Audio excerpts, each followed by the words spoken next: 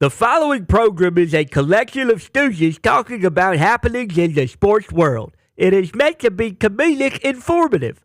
The opinions expressed on this show do not necessarily reflect the beliefs of their peers, their boss, or ESPN. There may be some cuss words because that's how humans in the real world talk. If you are young, please seek permission before watching any further. Hey. What? Let's go! This show stinks, and the fact that you listen, we are very, very thankful for. McAfee on the line with a gorgeous assist. The all-time leading tackler for the Green Bay Packers. You pig! Stop! Damn it! Be a friend, tell a friend something nice could change their life.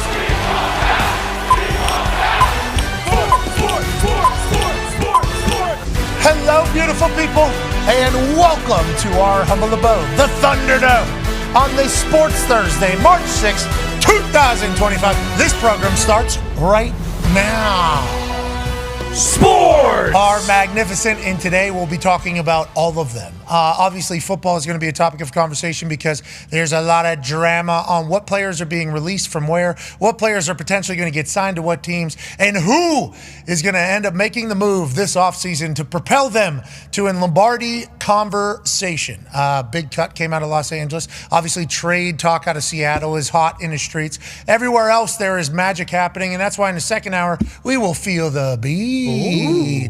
That's right. We will take a visit to the New York Giants to see what they're thinking with Art Stapleton. We'll take a visit to Pittsburgh, Pennsylvania to see what's going on over there. We'll take a visit to San Francisco because obviously there's always a lot of chatter. And then we'll obviously dive into all the storylines that are happening around the rest of the league. In the first hour, we have J.J. Watt joining us. Wow. That's awesome. Can't wait to catch up with J.J. He's no longer going to be playing for the Cincinnati Bengals because his goalie forgot how to play goalie and let up a goal for the first time in like 11 games, even though he had a fantastic shutout streak that was maybe going to force J.J. Watt to play for the Bengals because that was the agreement he and the goalie lad came together for him to play his best soccer for the Burnley team, which is who JJ owns over there in the second league in England. Good investment. I think that team's only on its way up, especially if they got this goalie who has 10 straight shutouts or something like that. Maybe need to barter another thing with this guy to motivate him further to get some big-time stops. We'll also have Mike Rupp joining us. Ooh. Stanley Cup champion. Yeah, Ovechkin of the Washington Capitals is only 10 goals away from becoming the all-time leading scorer. 11 goals away, I think, from becoming the all-time leading scorer in the history. 10. Okay, 9 ties, 10 breaks it. The all-time leading scorer in the history of the NHL. He's chasing Wayne Gretzky. The great one, obviously, is historic for what he was able to accomplish on the ice and what Ovechkin has been able to do in his kitchen.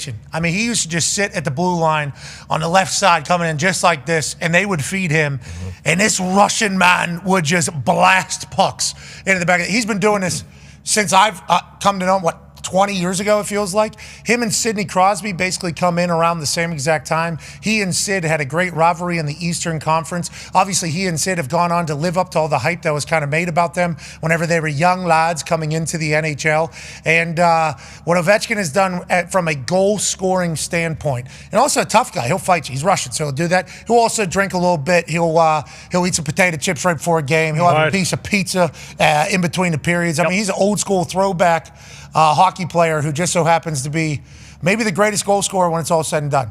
10 goals away from getting it done. So we'll talk to Rupp, Stanley Cup champion, about all that and what else is going on around the NHL. Now, the reason why Wayno is considered the great one is because even if you took away all of his goals, he'd still be the all-time leader in points with all of his assists that he has. So, legend. Ovechkin, known goal scorer. That is it. Now, he certainly is a playmaker because he's Ovechkin and he's sick and he's got dangles, he's got vision, he's got a great team around him, but he is known as a goal scorer. Wayne Gretzky might lose or probably lose the goal scoring title. He'll still have a bunch of other ones. Unbelievable. And hockey is having a moment. We all know that, especially fresh off the Four Nations.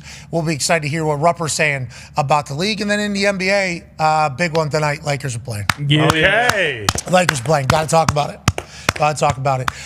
Whenever you got Luka, LeBron, and I believe Austin Reeves is back tonight after missing a couple games. It's going to be must-watch. This is great for the NBA that this team is doing well. Now, LeBron James obviously passes the 50,000 points mark, 50,002 or something he goes into in the second quarter last game. Now he's up over 50,000. Only player ever that has done it. He's been famous for like 30 years. So obviously there's some people are a little bit sick of LeBron James. And obviously the narrative around LeBron, literally since he got to the league, is this guy going to be better than Jordan? Is this guy going to be better than Jordan? And then it got to, he's not better than Jordan. Then it got to, is he? No. Is he? No. Pick apart everything he's ever done. He's been famous since he's a teenager. And obviously we've seen every decision he's ever made on a very public scale. He has said some things that I assume he regrets. He's put himself into positions I assume he regrets. But all in all, this guy has been famous for 20 plus years. No real, like people still, and he's still committed fully to basketball. Now he's got this guy Luka coming in, young buck, likes to have a beer, smoke some hookah, and score.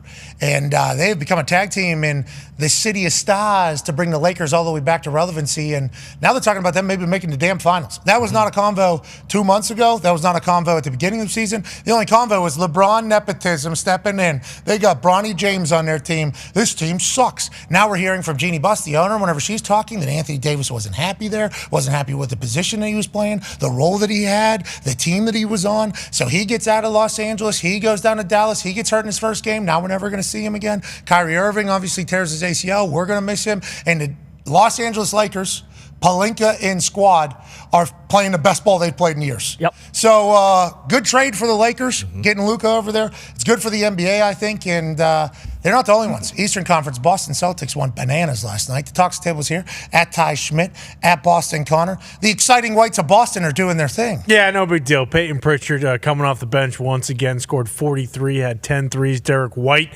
had 41 points, had 9 threes. Surprisingly, the first time ever, 2 teammates from Boston both had 40 points in the game. Insane. Ever, even when Kuzi was playing? Even when well, that's the thing about Kuzi. You know what I mean, man? He wouldn't drop 40. He'd get to 38, and he'd say, okay, time to let all my other boys feast. And then he'd just start dishing. But no, incredible night. No Tatum playing last night. No Drew Holiday playing last night. So it was kind of one of those games, hey, let's see what the other boys can do. And we saw. We saw what the other boys can do, and I think those Lakers. It's a good story. The Cavs. It's a good story. Okay, but that's all it is because the Celtics are the cream of the crop. Joe Mazzulla is still the biggest sicko in the entire league, but I mean, just a hell of a performance. Most fade away off the dribble. Most threes by a pair of teammates in a game in NBA history. You think about the Splash Brothers. That's what they were. Bingo. Splash Brothers were 3-point shooting duo for Golden State to change basketball entirely. The reason why the Celtics are playing like this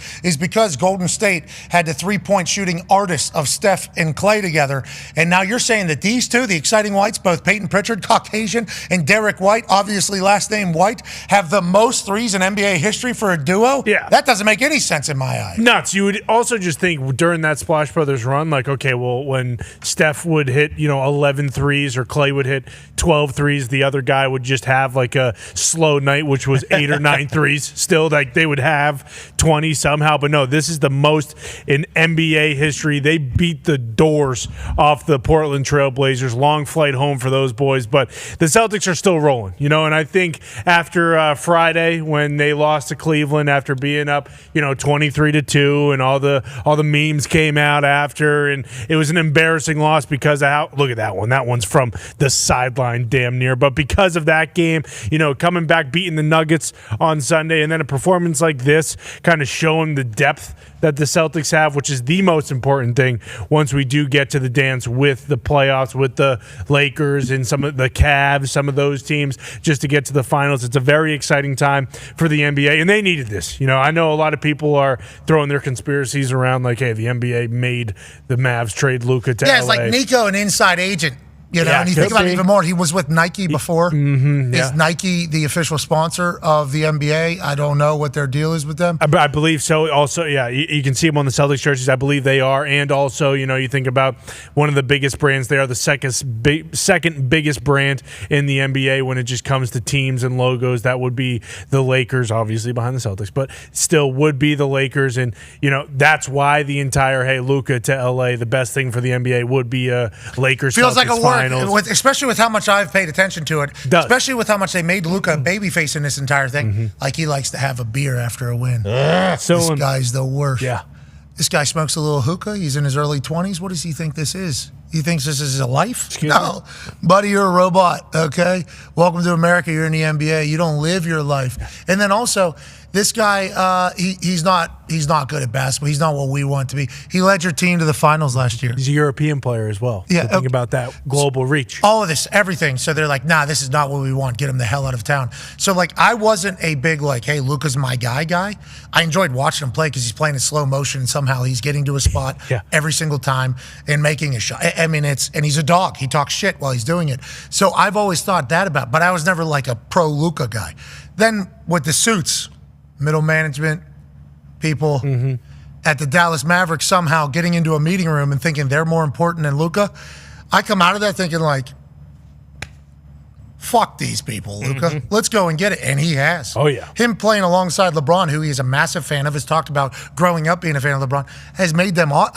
I don't remember scanning through and seeing a basketball game on in recent memory, except for the Pacers, obviously, which is hard to find now. They're on this other. Yeah, it's brutal, impossible, really. They're in the city, even local. Hard to find where what that is very difficult. They need to figure that out. I don't know what this sports network is, FanDuel Sports Network is. It's not their fault because they just acquired this, but wherever they were before is not on everything that I have. So if the Pacers game's on, I'm going to watch because Tyrese and TJ and Spicy P and Carlisle, the boys, I feel like we know them and they're a good squad, so I'll watch them. Other than that, I'm not stopping for much. The Lakers now with Luka, let's go see what LeBron and Luka are up to. And normally it's highlights. Like they're creating highlights on a regular basis. Great for the NBA. Cavs good, obviously. Celtics. Pacers good, actually, right? Yeah, Pacers are very legit. They're also like playing their best ball when it matters most. So they're kind of finding their stride. It's the perfect time for the Pacers. Hey, shout out to NBA. Yeah, here we go. Thought they were dead. Yeah, I thought the NBA was dead. Yeah. After that, also we were off, so we didn't really get to talk about it. It was just following the coverage from outside looking in. Thought they were in a terrible spot. Thought it was going to be like very impossible to recover from.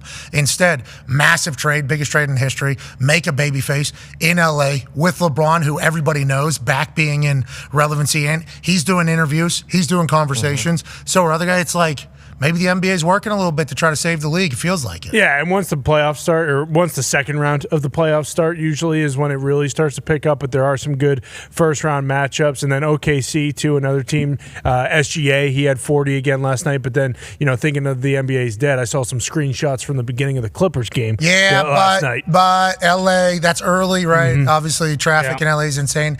Getting in and out of the Intuit Dome, just from personal experience, Gumpy and I, very difficult. Yeah. Very, very difficult. I think like the security and the lines and everything, very hard. But at the allegedly 15 minutes before tip, Intuit Dome, which was an spectacle of an arena. We got a chance to be in there for the Netflix, Raw Netflix kickoff. Beautiful arena. Pretty empty. They're saying the Clippers are in trouble. They missed it, though. Harden won for, 50? Yeah, he won for 50. Yep. Okay, so basketball is in a good place. Shout out to basketball. Welcome back. Great to have you. We'll enjoy the chit-chat about it. March Madness around the corner. Seeding's starting to get pretty interesting, so basketball is doing it. Excited about that. The NFL is obviously looking. Let's go to one half of the hammer. Dahn. Cowboys ballpark tone, or ball cap tone. Tone, I like the baseball cap. Thank you. I appreciate that. I like that. This one says the 19th hole. I'll see you at the 19th hole. Oh, class. It's pretty classic. I suck at the first 18. I'm pretty good at the 19th one. Oh, yeah, because that's when you suck them down. Yeah. You might suck on those 18 holes, but you suck them down at the 19th hole, don't you? Yeah, well said. Yeah. Not like AJ, that old guy, but He got him some corn. He served it to him. Okay. Sucked his corn. He microwaved it, buttered it up, and everything like that. Certainly an interesting story to tell. The way that he told that particular story over there in Centerville, Ohio. Go Elks. We'll talk with AJ in the second hour. But, Tone, NFL, massive moves have been made. Joey Bosa has been released from the Los Angeles Chargers, saving $25.5 million against their salary cap. Obviously, Bosa has been there a long time, a lot longer than we thought. 9 years. Does it feel like 9 years ago? No. Joey Bosa went to the Chargers. Time has flown by. He has obviously been a leader, a game wrecker for the Chargers for a long time. And now Mrs. Bosa, Mama Paisana, has put out a tweet saying, let's go ahead and get him up to San Francisco. Would be a lot easier for the parents here if these boys were playing for one particular team. Obviously, older brother, younger brother. Don't think they've ever actually been able to do that. So now, up in San Francisco would be a pipe dream for the parents and probably for both of the boys. Maybe they'll see that happen. happen. But for the Chargers, this is a massive move because of the money, AP Tone, with free agency starting on Monday. Yeah, bingo. Joey's going to have to take a pay cut if he wants to join the Niners. Talking about the salary cap. Talking about the salary cap that you talked about, that $25.5 million that releasing Joey Bosa creates. The Chargers are now in the top 3 of salary cap space. And when you look at it, the other, let's look at the teams around them. The Patriots, the Raiders, and then the Cardinals. Let's leave the Commanders out of there. Those 3 teams, those are not winning teams right now. So if you're a guy and you're looking at a team that has cap space that can pay you and you also want to win, it's almost like the Chargers become the cream of the crop right now, and that clears a ton of space for them. You know, Ladd McConkey was their leading receiver last year as a rookie. They have Quentin Johnson still, too, who they drafted 2 years ago. So now, that frees up some space. You know, Devontae talked about if he wants to come to the West Coast, that feels like a good fit there. But there's a lot of wide receivers on the market now. And one of the things we talked about with the Chargers last year was, besides Ladd as a rookie, they don't have a true number one.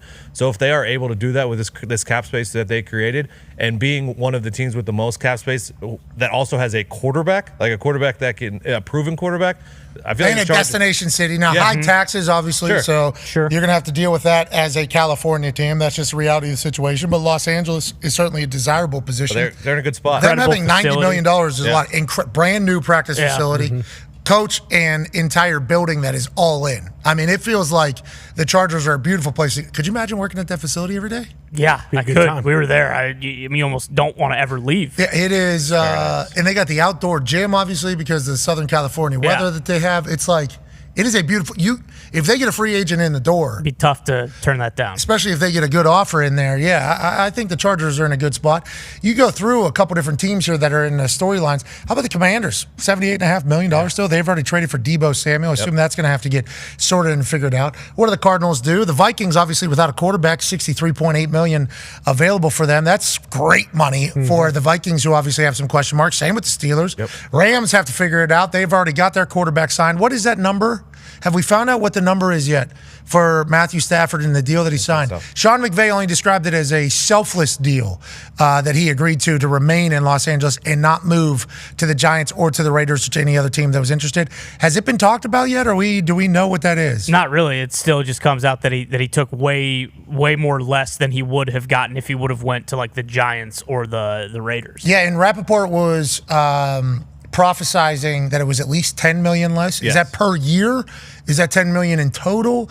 And the way McVay was talking about it, sounds like that's going to be a very team-friendly deal that Matthew Stafford is going to agree to go back to the Rams. So I don't know if that has accounted for this yet with Spotrac, because I don't know if anybody knows the numbers. But then you go over a couple here. You go to the Seahawks. DK Metcalf has requested a trade. Tyler Lockett gets released. DK Metcalf requests a trade. $38.6 million in salary cap. Allegedly, to get what reports are saying for DK Metcalf, it's going to take a 1, a 3, and then DK is wanting $30 million a year. Now, this is from Diana Rossini from The Athletic. Now, we're not saying that every source is right on all of these things and what will it actually take, as opposed to what Seattle is potentially posturing, saying that it would take. This is all a negotiation. But the $30 million per year is potentially a big part of Seattle's reasoning to maybe get him out of there, especially if he doesn't want to be there.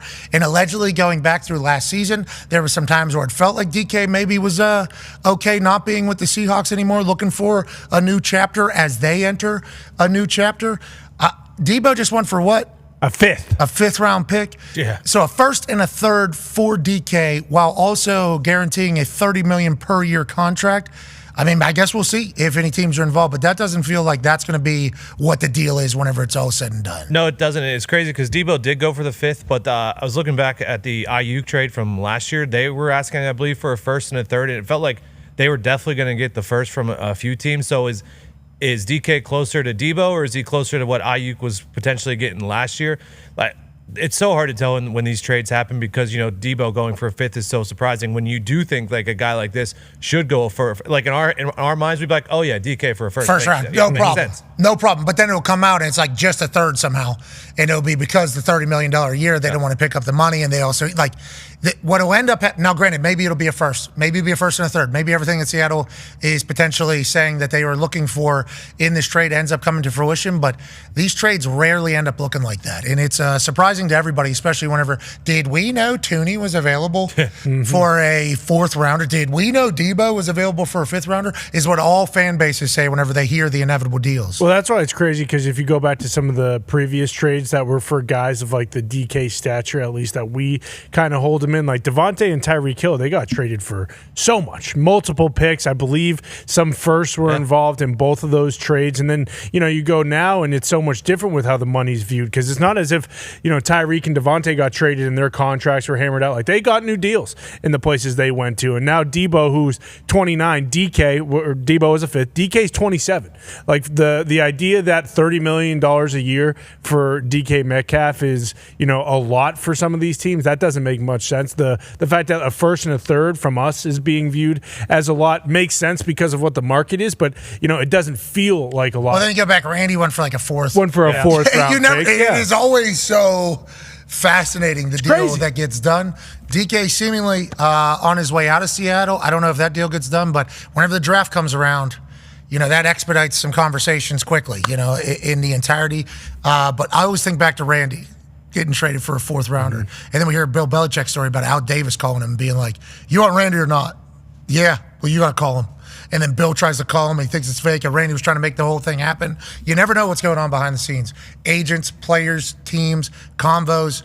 However a deal gets done, But normally it's like, how is that what the deal was? I just looked at it. Tyreek and Devontae both went for a first and a second. Tyreek going to the Dolphins, Devontae going to the Raiders. They went for a first and a second. Devontae became the highest paid wide receiver whenever he went to Las Vegas. So, and Tyreek became the highest paid wide receiver when he went to Miami. So they were obviously willing to do it. Has it worked out for those teams is certainly a question. Will that trend continue, especially with the DK Metcalf deep threat? We shall see. Yeah, for sure. And you assume Jamar will get that highest paid bill. But just thinking about DK and the Seahawks, I bet Seattle wants to get this done very quick, because they go from $38 million in cap space to 60 plus in cap as soon as they trade him, because of the money they'll save, similar to the Bosa situation. So maybe this does get done before Monday when free agency starts. AJ Brown went for a first and a fourth, I believe, but it was the beginning of the fourth round whenever he got traded from the Titans on draft day to the Philadelphia Eagles. So it all situations are situational. Was that a swap?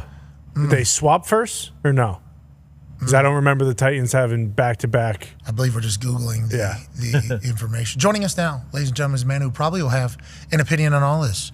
Future first ballot NFL Hall of Famer, currently in the bull ring of honor for the Houston Texans. Ladies and gentlemen, J.J. Watt. Hey, guys. Great to be here. Dude, it's great to see you. Hair looks great. Every once in a while you do like a change of your hair and everybody notices and you say, hey, people will notice, and then you kind of get attacked. This looks really good. This is good hair right here. I appreciate it. It's one of those where I had a haircut this morning, so just had the guy do it. Always looks better when he does it. Gabe is the man, and never be able to recreate it. So figured might as well keep it for the show. Yeah, it's day one, obviously. Whenever they send you off the barber chair and they expect you to be able to make it look like how they're making it look with blow dryer and aerial view and brush and also talent when it comes to hair. Yeah. And they say, this is what you want? It's like, yeah. Is this possible tomorrow? Yeah, you just got to do this entire artwork to it. Anyways, it looks great. Gabe did a great job. We got a chance to see you in that barbershop earlier. That's down in Houston. Maybe the nicest. That might be the nicest barbershop I've ever seen. They had a baby grand piano. Excuse me? In the barbershop. Phenomenal. It's like you're walking through Von Mar, this place, this barbershop. There's a guy. Wait, is that right? Is that every time you go in there? No, this is crazy. So me and my son, Koa, we went to get our haircuts, and Gabe does a great job with him, but Koa was sitting down waiting for his haircut while a guy before him got cut. And I put on a little show for him, put Moana on. And the guy said, oh, what are your favorite Disney songs? And Koa was like, You're Welcome. He had a couple from Frozen. And so the guy gets done with his cut. Koa sits in the chair to get his haircut.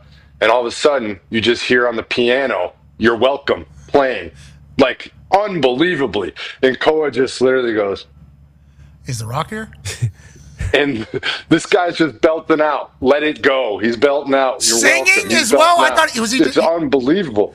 No, he was tickling the keys, and then he started singing afterwards. Dude, I was like, this is ridiculous. My kid, I got to get him out in the field working or something, because this is not normal life that we're doing right now. I'll tell you what, I've never seen a baby grand piano in a barbershop. I will say that. How'd Koa's fade end up looking? I know his first fade this morning. That's a big great. deal. I'll send you a picture. It looks great.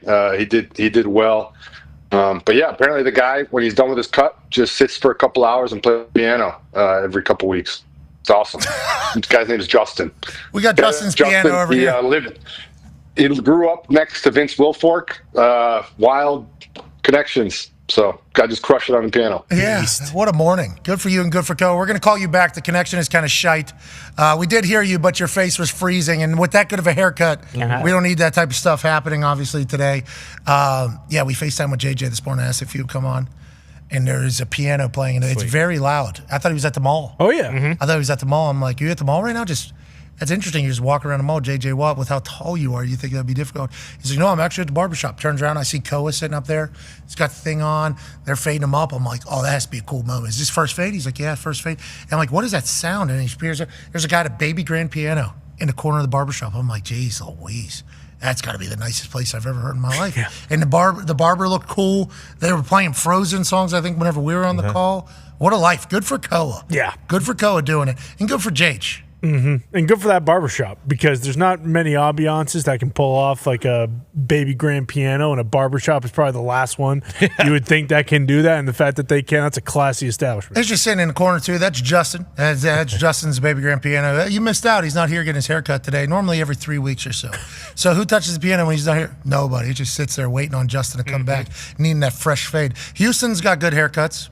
If I recall, Houston's got good barbers. There's a place we went to, San Francisco. I think I got a fade in San Francisco one time. Barbershop was alive. That was a cool barbershop. The one in the Berg when Nick got married. That was great. The Pittsburgh barbershop had great vibes over there. Barbershop's always a good place to stop by. Joining us now, ladies and gentlemen, a man who goes to a barbershop that has a baby grand piano in it, JJ Watt. Hey. Sorry. Hopefully we're better. We better. Oh, no, I can't hear Are we better? Son of a Are we better? Oh, yeah. Let's play the game. We can do it without AJ. The new haircut. I got to say this, because it does sound crazy. This morning was crazy. Gabe has cut my hair since my rookie year in the NFL, 2011. Started out at a salon in the mall as just a guy cutting hair. Then eventually got his own little cubicle in a place. Then eventually opened up his own shop. And now opened up a bigger, and it's like literally he has risen from the very bottom to the very top, and now he has a baby grand piano. So shout out to him. Shout out to Gabe, American Dream Story with the Clippers. Baby Gabe. Oh, way to go, Gabe. Started out in the mall, and now he created one. You know, and that's a wonderful thing. Okay, let's talk about. Go ahead. I was going to say, you guys have a guy come cut your hair every day, which is pretty awesome in its own right. Once a week, JC stops by, cuts the boys' hair. Obviously, it's not easy to get into barbershops in Indianapolis, Indiana. I don't know how many there are, but we don't got time to wait an hour and a half, ever. Nobody's schedule has the time to do that. So JC making his way in here to cut some hair, wonderful little bonus, I think. Yeah, legend. I think it's a wonderful. Incredible. Yeah, it's a good thing. I love it. It's a cool thing. He gets paid well, but it is what comes in return is convenience. It's awesome. Proper grooming. Great cuts. I mean, it's good. I think if I was running. Is it a standard order? Like who goes first every week, and everybody goes in the same order? Or is it just whoever's ready? Or it's kind of like that. There's a couple swaps maybe in the middle, but it's normally pretty similar routine on who goes when and how it goes. You first or last? Me, so I go in middle. Ooh. I go in middle. I don't want to be the first cut. So you're a middleman. You're a middleman. Yeah. So you're a middleman. Yeah. I am middleman. I'm a glue. You know, that is not what most middle managers do, though. Just yeah, normally they're not. Middle managers. Sorry, middle managers. Yeah, middle managers. No. So JC's not going to the draft. He's not going to Green Bay. He might. I mean, JC might. He likes ball. Yeah. He likes ball. Yeah. He likes ball. Great golfer. Colts fan. Great golfer. He's a Colts fan as well. Great hair. I mean, there's a chance he's traveling out there. I do not believe we will be, especially with how loud everything has certainly got. Doesn't sound like it. Yeah. Doesn't sound like it from what I'm hearing. Yeah, I do appreciate that becoming a massive story, on the internet. because I was just telling our people, like, hey, we're not going. And then I'm like being very transparent about the reason why. And then the way it gets worded by these people in the announcement of it is like, insufficient respect at the combine has led to Pat deciding not to go to the draft. So then everybody basically says, this entitled little bitch who hates me about this, like, sorry, they're not showing you. It's like, no, it's not just the insufficient respect, which I've never said in my life at the combine. It's basically the overall relationship.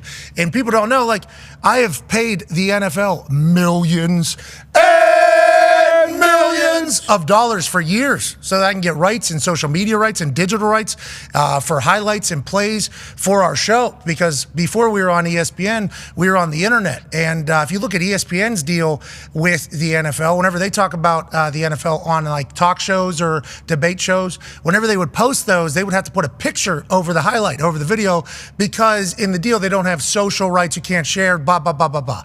Now we've gotten to a point, obviously, with the internet where everybody who talks about the NFL rips plays and posts it, and they bury the NFL and do that entire thing. I mean, that is a rampant thing where I don't think they'll ever be able to whack a mole and catch everybody that's stealing their thing. But I wanted to go about doing it the right way. So I've had a business partnership with the NFL, both through the NFL Films and the NFL for years and years and years. But nobody has told these middle managers, you know, like, hey, just because he's younger than you and you think he's a dipshit doesn't mean, you know. So these conversations go, it's not just the combine was the most ridiculous, but it's not just the combine. It is a totality of this thing. So I don't appreciate it being reported as like insufficient respect at the combines. The reason it's like insufficient respect throughout all of this shit is the reason why, including the draft. That should be the name of a show. Like that should be a spin-off show. Insufficient Respect. Yeah. That's a great show name. We run into a lot of it, so I could write if I needed to. There's me obviously making sure there's enough space on this particular stage for us to put 4 chairs up there with some cameras. I was able to find an alternate location too, which wow, never would have guessed in an empty stadium to be able to find alternate locations. And how about this one? It's about 130 feet or so. I think we could potentially do this. So this There's no way somebody told you there wasn't enough space. There's no chance. Yeah, Jades. Listen, Jades. They did. We get invited to go to combine, okay, by actual people, and then like 4 days, 5 days before it all happens, like we don't know if there's enough space. Our team has to. Blah, blah, blah, blah, blah. These people show up in an email thread that have been around for 4 months, and it's like, who are you? Who are you? No way. Yes, yeah. So I go down there as a smartass with the tape measure, obviously. I'm like, I'll go do this today if I need to. And I did, you know, and it's like, here we go. So it's not just about the combine. The combine was certainly, I'd say, their best work thus far. Sure. I think most amount of fake problems coming from people with fake power. Boom, boom, boom, boom, boom. But there's been a lot of this with this particular crew, and it turns out. Interesting. Turns out I'm not the only one who feels this way, I found out. This is normally the case whenever I decide to say something, and normally I'll get a bunch of go, more, you know. That is normally the way it goes, but I'm not doing that because I do have respect for NFL in the league, in the actual people that are making decisions. It's just like any bureaucracy that you find out about, there's always people trying to hang on for dear life, trying to make sure you know who they are, and I got to be better at dealing with that. I do got to be better to deal with that. But I think if you look through my history, I am maybe the worst in the history of dealing with those particular people. And we're going to work through it. We're going to shake their hands at some point, just like I tried with Canada, even though they don't all start an international incident there. They don't want to shake your hand. They don't want to shake your hand. Yeah, I know. I've heard, you know. I've been getting death threats a long time, you know. The first one that I read towards my daughter, that one pissed me off. Like that was just some people like that. There's just words that you like, no matter how angry you get, no matter how you just don't, no matter even behind an anonymous account on the internet, you just don't say. And that really pissed me off personally. Yeah, me too. Now, granted, Jage, I appreciate you getting pissed off. You weren't the only one. I think AJ wanted to go find guy. I mean, there's been a lot of people that are like, I had some Navy SEAL friends that are like, we can find this guy like that. And like multiple companies that I've done business with, they're like, we have surgical IP people that can find this guy's exact address if you want to. And I'm like, if we were to do that to people that said bad things or wanted to kill me, literally, you guys, your servers would be working all day in this entire thing. But bringing on my daughter, I just want to showcase to people like the reality of the world that I'm not the only one that gets this. I assume there's a lot of people that do. I get a lot of it, but this is the world that we live in now. And the reason why I laughed about it is because I've been getting death threats a long time. Like, I ain't scared, you know? And I do believe in the Second Amendment, too. So you can FAFO if you would like to, any of you. But with the entirety of it all, let's just live, you know? And I think whenever things are taken out of context or misrepresented for what I say from these people, the people that hate me or maybe are borderline wanting to kill me, they read these things that are taken out of context and it like feeds them even more. So that's why I get so pissed off about a lot of these things that are like, hey, that's not who I actually am. You're misrepresenting me. And do I answer all of them or do I not? And it's like, fuck them all, I guess. That's how I got to do it. But it's great to be alive. Will you be going to the next WWE event in Canada? I was wishing that Monday Night Raw was in there. I have a United States of America sports coat that I would, yeah. So would be great. Yeah, I'm not really scared, but also like, you guys booed our national anthem, and then Trudeau answers, "We're not booing you, we're booing the decisions that are being made." And then I'm learning about decisions you've made, and it's like, so politically, we're going to look into every country that is going to play their national anthem at these sporting events, and then we're going to decide whether or not it's worthy of being quiet and paying respect for, or if it's booing. Okay, interesting precedent that we're setting up there, just as we go forward. That's an interesting precedent. And I don't know if, no matter how loud you say that, that's how a lot of Americans are going to take it, because I've had an American flag flying in our office since we started. Numerous different regimes from different political parties have obviously had power and made decisions, and it's like, I'm proud to be an American, brother, no matter who's running it. So if you're going to boo my country, I'm probably not going to be as thrilled. Yeah. But I appreciate that you have passion for your country.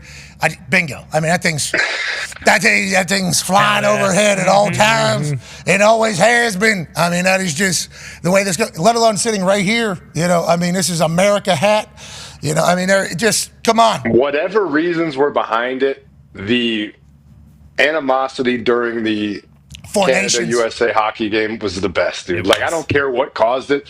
That's one of those things that I do feel like has started to go away from sports today, is that true passion, like hatred. Like, I want to win this game no matter what. Like, I feel like with fantasy football, with everything where players are fans, or fans are fans of teams from other places they don't live in. Like, it used to be like, I mean, I grew up in Wisconsin. Packers, Bears. So that one is still holding on pretty damn tight. Steelers, Ravens. That one's still holding on very tight. But like, a lot of these old school rivalries are starting to diminish a little bit because of this globalization of the game. So it felt really good. And I think that's part of the reason fans loved it so much, was the Canada-USA thing was just like, hey, us, you, let's go. And then the guys just dropping, I mean, just glorious. And then we beat the fuck out of them, 3 fights in 9 seconds, which is awesome. I love that. And then we win that game, okay? And then I get real excited about Elimination Chamber in Canada, okay? Especially after everything that happens. I order a couple American flag sport coats, okay, that I'm wearing right into Elimination Chamber on the back end of this entire thing. And then lo and behold, they go into Boston and they beat us and they win the whole thing. And then it's a little bit different story. And wanted to win that one. Wanted to win that one back. Big time. Yeah, I actually sent to the group. We were on vacation. I was at Disney World. Put baby girl down to bed. We're just in the hotel. I'm watching that game on Thursday night. And I sent a text to the group. That is personally the most devastating loss that I have suffered in sports in a long time. That one, just because of how loud it had got. It had gotten so loud. Like, we needed that one. We needed that one. Nonetheless, Canada, hey, Canadians, sorry. Great job. Touche. Remember? Shake our hands. Touche. Canadians. That is touche. Our source are telling us that is touche. Okay, let's talk a little ball here, shall we? Let's do it. DK Metcalf, first and a third, $30 million a year. Debo Samuel's just traded for a 5th rounder. Obviously, there has been trades for a 1st rounder and a 3rd rounder, 1st rounder, 2nd rounder. Randy Moss got traded for a 4th rounder. We never know how, and Randy Moss, different time. I get it. Same with all these. It feels like the NFL changes literally every single offseason. The wide receiver, is it as expensive as it was whenever the running backs were worth 0, and now the running backs are worth a little bit more in the way offense is going to go? What are your thoughts on a DK Metcalf potential market? And how do you feel about the situation that's brewing in Seattle with him? I think it's funny because I sit here and I watch these and I see all the discussions about it, and you see fans saying, well, Debo went for a 5th. how could you possibly ask for a first and a third for DK? And I think that it's very easy to sit back from a fan's perspective and think that there's like a big group chat of every NFL GM who they're just saying, hey, this guy's available, this is what we want, and then everybody else. Part of what makes a great GM, part of the beauty of this league is that it's still the interpersonal relationships. It's still the little conversations on the side. I mean, we just saw it in the NBA. Somehow that Luka Doncic trade was between two teams and nobody else had any idea he was available. Nobody else knew that they could put in this type of offer and get him, et cetera, et cetera. So I don't think we give enough credit to GMs who are either pulling off a heist or who are trying to get a heist in return, which is crazy. I agree. I think it's wild that in 2025, there's still not like a bigger system where it's like, guys, how are you still getting fleeced? Like everybody can see that these are, but that's what it is. That's what these GMs are. And a great GM is worth his weight in gold because he can find the best deals or he can get the best deals for the guys he wants to go. So, I mean, a first and a third is clearly that's coming from the Seahawks. That's what they want for him. And you have to start high on a negotiating platform. I don't know if he's going for that, but like Connor says, he's 27 years old, fast as shit, huge, great receiver. There's a lot of teams that want him. And all it takes is one owner to become infatuated with the visualization of him on their team wearing that uniform.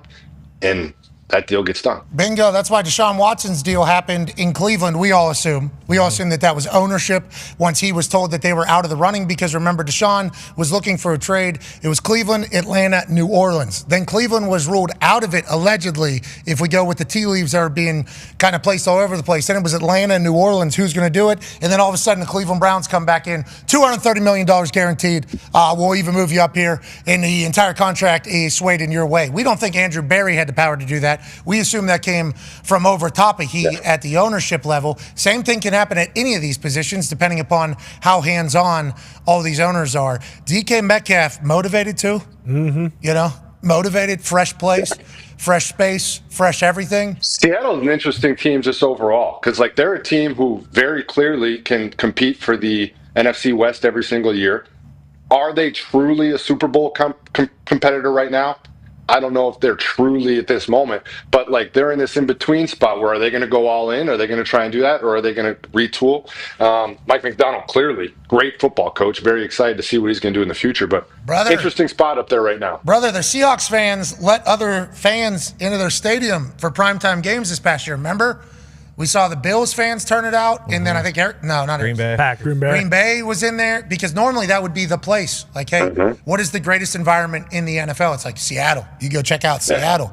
So I think there's a lot of question marks around Seattle about this new Seahawks team. They're just gonna have to win. That's just what it is. Yeah, their fans hate the GM. Schneider. Hate him. Because of the Pete Carroll stuff or because of everything? I think because of everything. I think the Pete Carroll stuff. I think some of the linemen that have gone to free agency. And I think now the DK Metcalf, from what I saw with Lockett yesterday with Lockett on the internet, they absolutely despise him. They're calling him a booze bag. Yeah, what? They despise the booze bag until they win again. And if they don't win, then they despise you forever. Yeah. That is the game. You always have to turn over a program.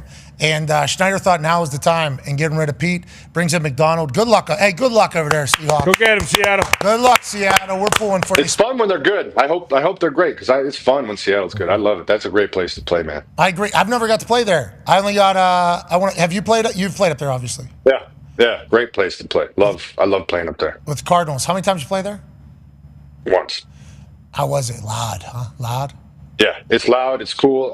Probably could use a little updating, but I think that's also part of the charm. But just the way it's built, like, it's a really cool stadium, man. Like, there's some stadiums that are just, and I love it when a stadium is on top of you. Like, when it's just, it doesn't have the huge, open, vast sides.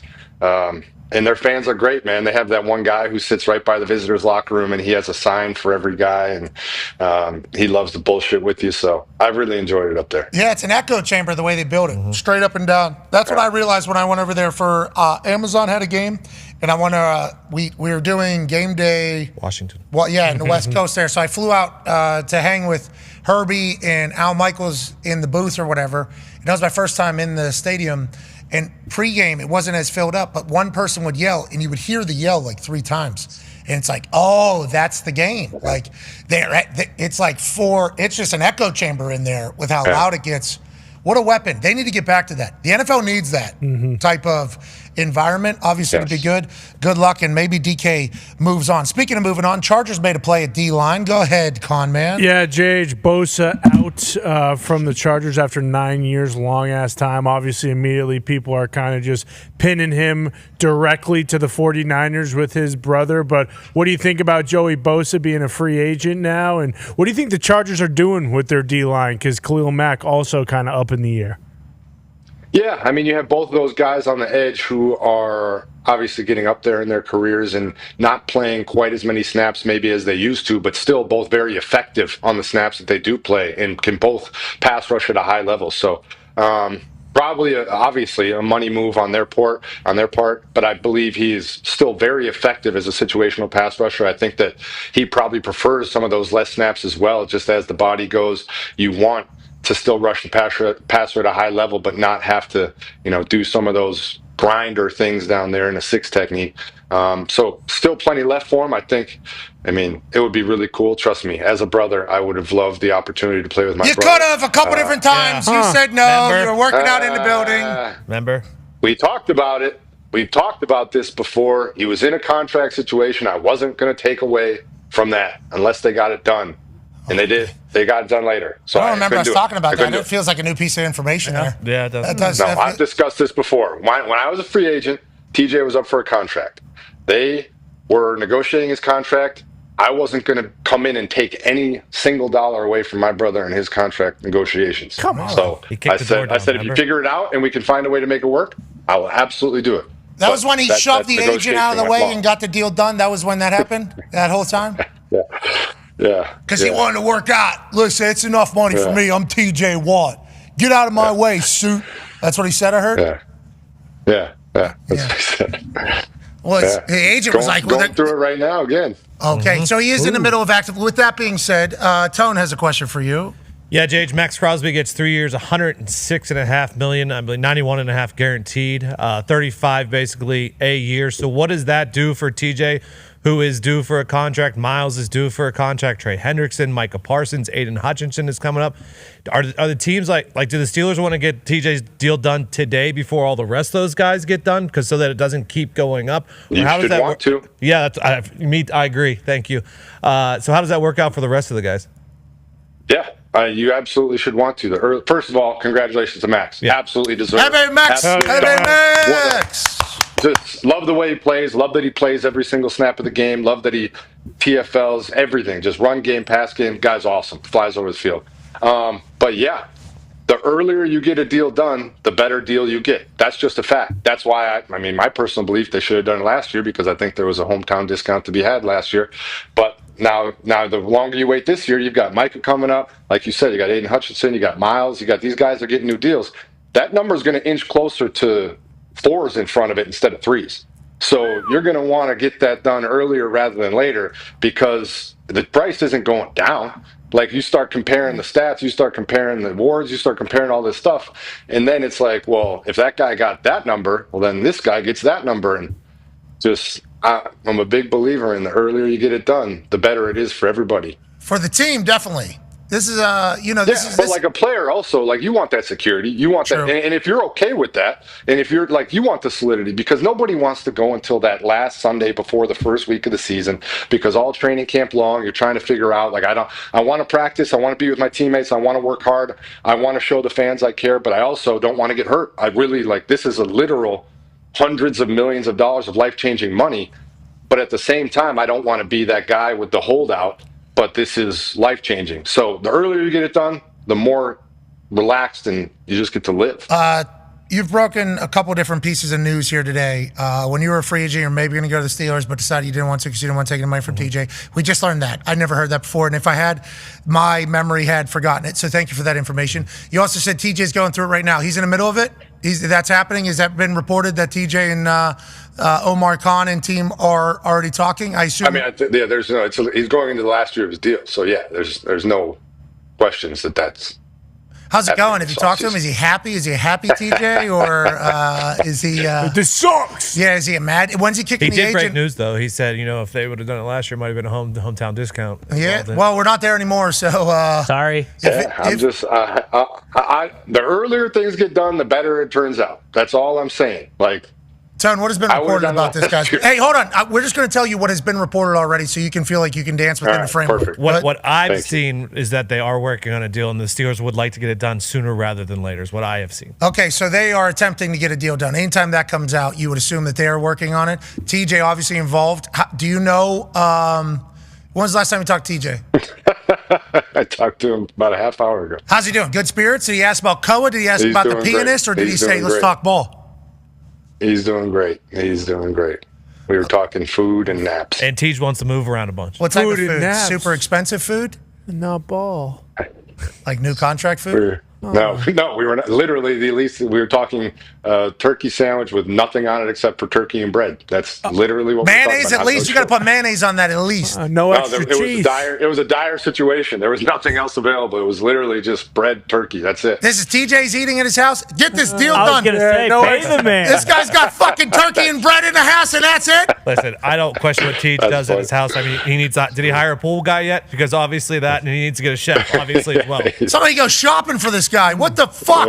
TJ's got turkey and bread. That's it at the house. Get this guy some cabbage, maybe at least. What the hell? Jeez, Louise. He doesn't do it for taste. He does it for fuel. I understand. No mayonnaise? It didn't have any. Like, what is this guy? You'll have to ask him next time you talk to him. You ask him about the turkey and the turkey. He doesn't really come on the show much, but we'll talk to him about turkey. It's a good story. He'll tell you. Double turkey? Did he triple turkey that thing? I mean, that is really the question, because did you cook at least? Did you fry it a little bit? Maybe add a little flavor? Yeah, at least toast the bread. No way did TJ toast the bread and fry the turkey. This is cold, bland-ass turkey. Rolled it up in a ball. With the butt, probably the butt of the bread, too. If I had to guess. It's probably got the butt of the bread in there. This tastes bad. No shit. You're an adult, TJ. Come on. Get some food at the house. Get back on my Peloton. Jay, you need to have some Isley's chip chopped ham next time you're in Dahn. Yeah, get that with your... I've heard of this. I've never had. It's legit. Yeah, it's delightful. And also, we're talking about frying it. If you were to get a pan and put some of the chip chopped ham, Isley's chip chopped ham on there, you feel like you're a real chef. You can even drop a little fool and then put some ketchup on that, maybe even some cheese, go on the toasted bread. You could really have a Pittsburgh evening and then have some Sarah's. Omelet? Huh? You could. Yeah, yeah. Omelet? Yeah. Put it in omelet? Chip chop ham? Oh, yeah. Like that. Oh, yeah. You could have done that as a player there now that we're learning. Yeah. TJ in a good mood this morning, but has no money, needs deal done.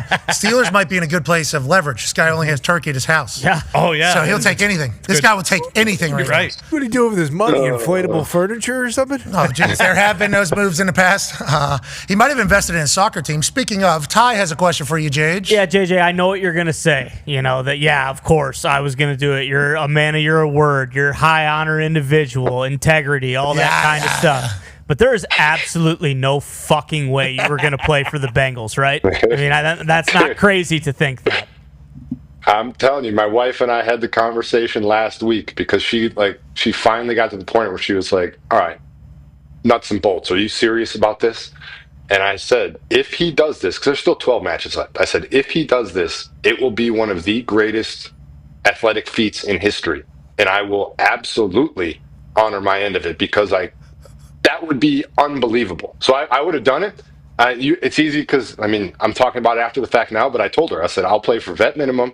I'll go do it because it's that impressive, and I said I would do it. So we saw the house you were looking at. I was literally going to do it. I promise you. You posted the Zillow, which I love Zillowing, so I appreciate the fact that it seems like you do the same. This was the house you were going to get. Beautiful spot. Yeah. Oh, yeah. Beautiful spot. It's a gorgeous house, yeah. Did not know Cincinnati had it like that. I think you were probably pretty surprised, too, by Zillow whenever this thing popped up. I think that might be the only one. I'm going to be honest with you. Zillowed for about an hour, and I think that might be the only one like that. Oh, you got to the bottom. You beat the game in Zillow. Got it. Got to put in good tags in there. Obviously, good filters to get there. I'll Zillow anywhere I go, pretty much. Never done it. Were you Zillowing where you were, wherever that beach was? Because that looked pretty nice. You're talking about Puerto Rico? Is that what you're talking It about? looked real nice. It looked real nice. Yeah, I Zillowed real hard there. Even have a friend that's sending me houses at that place now too. Yeah, yeah. It's a Hold on. And then the Puerto Rico business stuff. I know everybody thinks I'm a big dumb dipshit and everything like that, but business wise, Puerto Rico, pretty good. PMS Puerto Rico. Maybe. It might be the Puerto ring to Rico McAfee Show. You know, there might be PRMS in this entire thing. So far away. You know, it's closer than Hawaii, obviously, but that's down in the Caribbean. You know, it's down in there. So that's like a 4.5 hour flight from here, I believe. So that's a little bit of a trip. Beautiful place, though. I could not recommend Puerto Rico more to people. Now, Tony Hinchcliffe needs to get down there. Sure. Yeah. Tony Check it out. Hinchcliffe needs to get down there, kind of see what it's all about. But it did feel like you being a Bengal would have been a great feel-good story. Would have been a great feel-good story. Certainly. But then you dumped on him. You said, hey, I don't like Skyline Chili anyway, so I don't Who think it does? would have worked. They do. It's not. Sam I Hubbard does. felt They don't bad because actually they like tweeted it. and they were offering me chili for to come play, and I felt bad. I like the people at Skyline, but that chili is not good. It's not really chili. It's more so like just like a sauce. Spaghetti. You know, it's a sauce or a gravy. It's like pumpkin spice flavored. I'm not going to go too deep into it because they love it up there. Pumpkin spice. But Graders, big fan. Montgomery Inn, big fan. Just not the chili, man. The Casino, great place. Great place. 48 lives there, from what I've been told. I mean, it is. Love that. It is a wonderful city, Cincinnati. You will not be a Bengal because the Burnley team finally gave up a goal. Have you heard about the new soccer podcast? It's about to sweep the globe. I have. I'm very excited about it. Gumpy, has Burnley got a shot, or are they going back up to the big boy super duper one? Yeah, I The super- imagine they'll be back up, but Leeds United is unbelievable. I don't know if you've seen what's going on at Ellen Road, JJ. It is scenes there every weekend. Okay, Liverpool. I have. They're playing great. We still control our own destiny at this exact moment for going up for the automatic promotion. So it's a lot of big games coming up. I'm headed over there. Check it out. Eyes, boots on the ground. Boy. So really looking forward to it. Last time you were over there, they went undefeated, right? Is that the last time you were over there? Yeah. Yeah, that's correct. Are the dudes going? Yeah. What about DP? I think we might have one of the dudes go. Tyler? I don't know if it's tied, but I do think there will be a Put dude Tyler on in the field. attendance.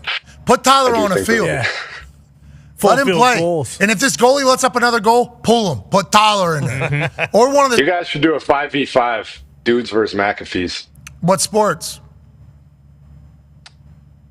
Round robin. I would. love Our it. group, Feel- our group's let's going say- to need let's some go time. Soccer, basketball, golf, football, weightlifting. I need a year. How do you feel? You got your best five versus dude's best five. We're gonna need some time to get in shape. 6 months. But when we do that, feel very good. Feel very, very, very good. Tyler is a wild card. He could be a scratch golfer, 300 bowler, and everything like that. The other lads, I got faith in their ability, especially with the juice they bring. I respect them. Purple hoser. But I think we got a little bit more power. I think we got a lot more power, and that'll benefit us in certain games. Our cardio is shit. Hockey. I feel like you guys have a hockey advantage.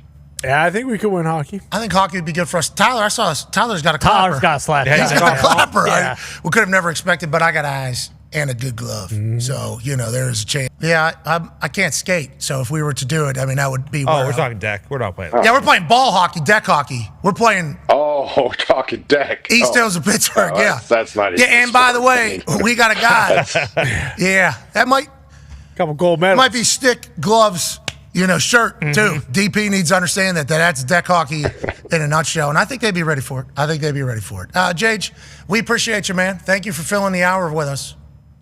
Hey, it was a blast. I miss you guys. It was a lot of fun. Thanks for having me. Anytime. When are you gonna come to Indiana? Never. It's coming. It's coming. Okay. No, it's coming. It is you. Yeah. Going to one. Don't hold your breath. Me. I will be there. Yes, I will be there. How do you feel about I'll do this one? 225. How do you feel? I mean, for a couple weeks here, like you don't believe me. I was training harder just in case. I'm dead serious. Like I was So is AQ. blowing training, and so is Tebow, I think. So I think you need. No, for the Bengals. I'm talking for the Bengals thing. I started I was like, oh shit. So I started running. I started just in case, and so I've been good, but now I've relaxed a little bit. So I'm worried my 225 is going to go down a little bit, but All right. I'm very confident in 30. Very confident in 30. I think 35 is in play. All right. We appreciate you, JJ Watt. He's saying don't go off the top, it's too shallow. should have no bucket. All you're going to hear this stadium do is they put the big paw up. They start shaking it. They go, whoa. Hey, what things are going? Look, they said,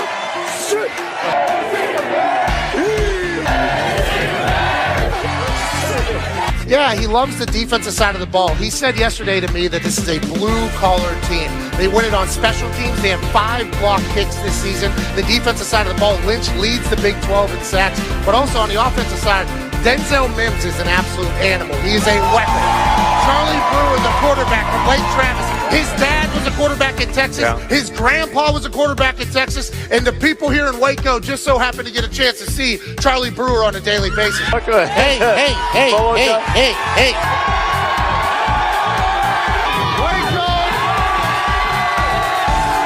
Yeah, boomer here is going to mean a little bit different than what it means on the internet currently. And hopefully here in Baylor, they hope they're not hearing a lot of boomer sooner.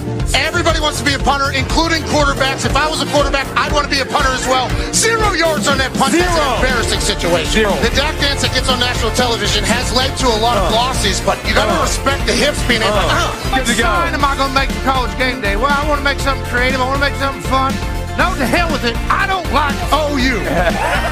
It's so thick. Look how thick that thing is. That's years and years of patience. You're headed right for the boat. Right now? Okay, let's do it.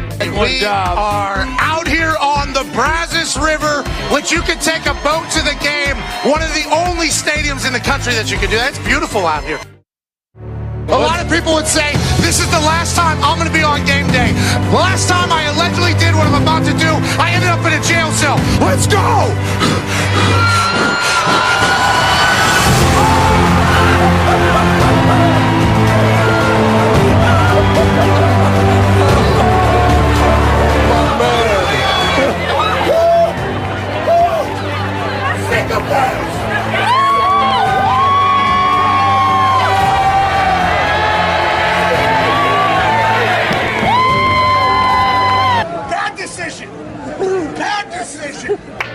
The poop kicker's getting a lot higher than I thought. You look like Ric Flair.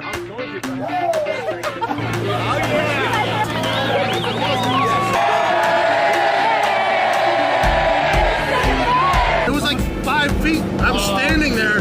That's full commitment, by the way. The following program is a collection of stooges talking about happenings in the sports world. It is meant to be comedic informative. The opinions expressed on this show do not necessarily reflect the beliefs of their peers, their boss, or ESPN. There may be some cuss words because that's how humans in the real world talk. If you are young, please seek permission before watching any further. Hey. Why? Let's go. This show stinks, and the fact that you listen, we are very, very thankful for. McAfee on the line with a gorgeous assist. The all-time leading tackler for the Green Bay Packers. You pink. Damn it! Your friend tell a friend something nice could change their life.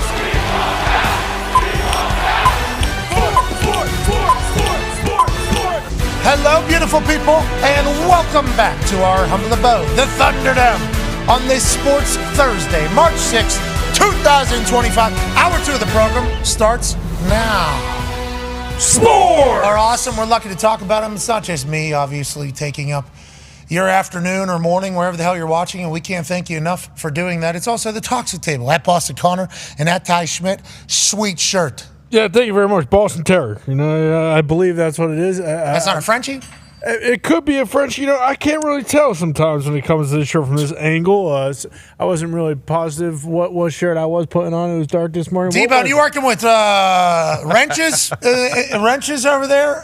It sounded like something metal just broke over in the vicinity of D-Bone, and I think it could be a Frenchie there. It could be. You know what I mean? It could be. Anyways, you're still a dog. Hey, thank you too, man. Thank you. And it's not the size of the dog in the fight. It's the size of fighting the dog. Usually. Now, sometimes the size of the dog certainly matters, which is why there's weight classes and such. Right. But if the big dog is a lazy bum and the little dog is a Dog. There's a chance you get him. I think that is kind of the sentiment of the saying. Yeah, and some big dogs are fat. Fat dogs. You have one. And not to throw any shade. I hope Chuck's doing okay. But yeah, absolutely. Chuck doing okay? Sometimes small dogs can win. Chuck's gotten a little thicker. Thicker? He's getting through the winter. How? Yeah, he's getting through the winter. It's been cold. How is he thicker? It's been cold where we live. Very windy. It's impossible for that dog. So he has had My dog's getting super fat too. I get it. That's one half of the hammer. Cowboys AP tone. Ty Schmidt, I see the Golden Knights hockey tarp on. What's that all about? You've been following the NHL pretty closely? Yeah, without a doubt. Checking scores mostly because, it's tough to keep your eye on all these games. There's a lot of games. But the Golden Knights, have been absolutely dominating as of late. I believe they're, top of the table, top class in the Western Conference. Jackie Ace is having an absolute career year. So, yeah, I'm starting to get real geared up for the Stanley Cup playoffs. That is for sure. Yeah, me too. Hockey's about to be buzzing. I believe the Vegas Golden Knights have the Pittsburgh Penguins tomorrow. We'll talk about that in a matter of moments. Joining us now live from Vatican, Ohio, is a college football national champion, Super Bowl champion, Ryder Cup winner, fresh off a $4.5 million Buckeye cruise for child cancer research. Ladies and gentlemen, AJ Hawk. Hey, Hawker. Hawker, you have some breaking news. Go ahead and tell the world right now. Maybe I missed the pre-show production meeting, but I'm not exactly sure what news I have to break today. You do. When are we talking to old buddy? Oh yeah. So we should be talking to Aaron sometime soon. Aaron Rodgers. Okay.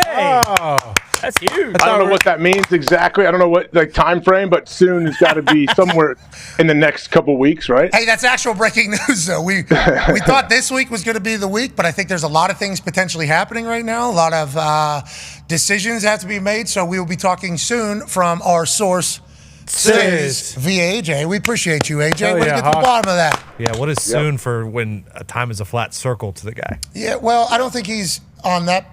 Maybe. I don't know. Point. Time is relative. I don't know if he's investigated that whole avenue I assume he has. I don't know if he's in there. I think he believes probably in the standard 24-hour clock. Sure. Yeah. I don't know. I don't know, though. I mean, there's a chance. There is a chance. If Aaron doesn't come on, maybe AJ can call the guy who's corny shucked, and then we can have that guy on instead. He's a good man, that guy. I heard he was a little bit overweight, and he inevitably would die. But maybe yeah, we don't know. We don't know. There's I haven't seen any obituary for Terry Mussetter, but I don't know. I hope he's still kicking. That was a long time ago. You were really buttering that man's corn, weren't you? He was shucking his corn. You guys had so many issues with how I presented that, I guess. I would serve him his buttered up corn. That's what you said. When I was a boy. It was respect. I meant like respect. I was working for the guy. I was, putting in hard days work, and then we would share a meal sometimes at the end of it. This all came up, obviously, because we wondered if the state of Ohio was a big corn state, which is very standard conversation for most sports talk shows. And AJ wanted to prove that not only is there corn in Ohio, he worked in the corn industry. Right across the street from Centerville, Ohio, is high school, which is where he went. Go Elks, a lot of legends out of Centerville, Ohio. He would actually pick the corn for Mr. Who? Terry Mussetter. And you would butter it up real good after you microwaved it, and you would serve that man on a platter his corn, is what you said. That is how you described it. And I serve it on a platter, never said that, but I get it. It's all right. You just say he ate corn the long way, too? I think that was your... Wait, what? Show me how. You said he was the first guy you ever seen eat corn the long way. And how would that even look? Can you demonstrate? I don't think I have to. I had to call AJ later in the day because I needed to get answers, and he was like, "You ever seen my big Italian sausage pizza? I kind of served it like that." Okay, so it's like in like a popcorn. In the words of Chuck Pagano, he was one of the best corn shuckers in the world. Yeah. Well, how much corn could your corn shucker shuck if your corn was to get sucked by what was his name? He was not sucking anything. He was eating corn the proper way. Okay. Didn't even have the little spiky things to protect his fingers from all the butter. Oh, the fingies. You're talking about the little the end thing. Oh yeah, we were just holding on to it. Yeah, you guys were double-handed. Double-fisted. You know what you guys should have done? And I learned this out here. What's that? And it's been sitting there this entire time. You know the people that just cut off? I don't like people who do that. Why? The small, no, like the bite you buy canned corn if you want to do that. Exactly. The whole point of eating corn on the cob is fucking putting the things in there and just going at it like a goddamn savage animal. That's the whole point. That's the whole point. I don't mind at all. And I think this is the way he probably served him for Mr. Musmeyer, if I had to guess. you cut it off. So I get it. And they come off in little chunks. You even get like little chips of. No, if you're eating corn on the cob, you eat corn on the cob. You don't shave it off the cob. Yeah, especially if you're eating it the long way. Yeah. And I don't even know how that would work. I honestly don't. You do. I really don't. You're doing a dragging motion, I do believe. You understand entirely. You're a part of it. And we want to let you know we're proud of you for that. Thank you for serving your community. Hell yeah, Hawk. Thank you. Appreciate it. Joining us now, ladies and gentlemen, to talk about not corn, but championships. More specifically, Lordo. Ladies and gentlemen, Stanley Cup champion, hockey analyst. He'll be on the call for the Pittsburgh Penguins Vegas Golden Knights game tomorrow in Las Vegas. Ladies and gentlemen, Mike Rupp. What's up? What's up, fellas? How are we? Rupper, you're from Ohio, so I think you probably understand what AJ's talking about. You guys, how do you guys eat corn and serve corn to others on a regular basis? Is this kind of how it goes over there, Rupper? Yeah, I caught the tail end. Are we talking about the proper way of eating it? I heard about putting the spikes in the side, all that. What are we talking about in particular? Yeah, that and serving others your corn. But we'll go with how you would eat your corn on the cob. Are you spikes on the end guy? Is that your move, or do you cut off? No. You can't cut the corn off. Like, just go get a bag of frozen corn if that's what you want to do, right? Yeah, it seems like you guys all got issues with eating it. Eat it like a sword.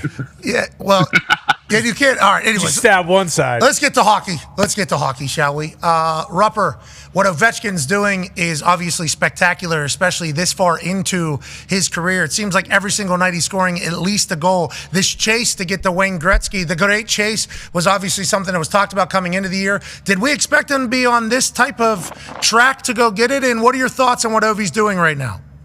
Well, I mean, when he broke his leg, I don't think anybody thought this was going to be doable this year, right? Like, and he didn't miss that much time, but that just speaks to his durability his entire career. Like, he just doesn't miss games, even when he does. And this was probably his longest stretch of missing games.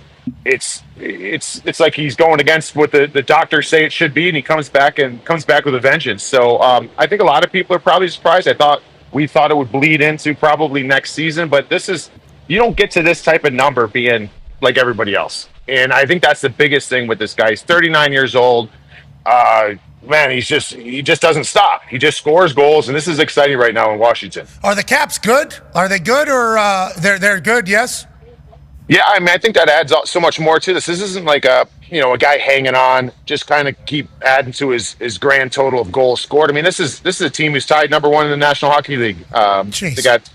This is a team that could win the President's Trophy. They could win the Stanley Cup. And here's my other part about it too. I know that we're gonna focus on what he's going at right now, and that's Wayne Gretzky's record.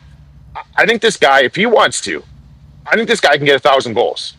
And if you look at it, it's only like 3 more years of playing the game. But I guess to the point, the Washington Capitals, like, this is a good squad. They got young guys on their team. They've got this Connor McMichael, Dylan Strome, still age appropriate. They've got Alexei Protas. They're loaded. Like, they're not going away anytime soon. So I guess the big thing is it's not like the team relies on Ovi. He doesn't carry that on his shoulders from a night-to-night basis. He just goes there, have fun, go to his little office, back scratcher, bang, pound some pucks, and next you know, like, they're winning hockey games regardless of Ovi scoring or not. I think that just adds to it. So, I mean, if this guy wants it, man, I think 1,000's definitely doable for him. Nick just texted me an Ovechkin stat for this season. He had 15 goals in his first 18 games of the season. Then he sat out 16 games because of a fractured left fibula. Then he returned on December 28th, and he has scored 17 goals in 28 games. So in those 16 games, he missed out on the record. He would already have the record, seemingly, with the way he's gone. 20 games left. He'll be able to get there on the track that he's on, right in the path that he's on. I think so. And the crazy part about it, too, through that stretch, even when he came back from that leg injury, you started looking at his goals per game average. It was the highest of his entire career. So he's 39 years old, and he's going at a better clip than he has when he was a young buck, high-stepping, a lot less gray hairs at that time. But he's been incredible. And the big thing for me, too, when you look at this and you start going down the stretch, what I think would be perfect is you got last game of the regular season, April 17th, in Pittsburgh against the Penguins. Yes. And we've got Crosby and Ovechkin, who have carried this league for 20 years. Yep. How great would it be for us fans to watch that happen in Pittsburgh? I know Pittsburgh fans probably don't want it. Sidney Crosby doesn't want it, but it could be great for the game. Yeah, I think what would be great is if the Pens decide to do that formation we've been talking about, where 4 guys just stand across the net and they don't move. And they actually create a human wall and say, not today, Ovi, not today. Especially, that's the only way Pittsburgh would win. I know Pittsburgh sucks. In the East, who else are we talking about other than Washington, Rupper? So Washington, they got they're the big boys too, right? Like they play a heavy game, and I think that's going to be a big determining factor in the playoffs, especially in the Eastern Conference. The other big heavy team is the Florida Panthers. They made a massive deal the other day with Chicago getting Seth Jones. There's rumors that they're in on some other big game hunting coming down the stretch here with the trade deadline coming up tomorrow. And the Tampa Bay Lightning, I think people now are talking about them, but they're back. I mean, for me, it's those three teams. It's Tampa, it's the Washington Capitals, and it's the Florida Panthers. They're going to be slugging it out. I think it's going to be an arms race in the next 24 hours to see who these guys get to kind of put them over the hump. Okay, so Eastern Conference going to win it all, or Western Conference heavy? Is this going to be a Western Conference title? So I was pretty bullish on the Edmonton Oilers. That's kind of changed in the last month or so. I don't know. McDavid wins the Four Nations. He stops caring about Lordo. They look kind of like a shell of themselves. They're not defending at all. I'll say this. There's a lot of really good teams. I love the story of the Winnipeg Jets. They haven't gotten it done in the playoffs, so it's hard to really put my bet on them, and it'll be interesting to see what they do at the trade deadline. Vegas, though, man. Like, I'm sitting here in Vegas right now. This team is loaded. And I'm starting to hear all the insiders talking about some of the whispers out there. They've been big game hunters since they came into this league, and their name is surrounded all these big names that are out there still. I'm sitting here, like, I've heard whispers that potentially they can land an Eric Carlson out of Pittsburgh. I've heard that they're in on Mikko Rantanen in Carolina. Like, these are the biggest of the bigs.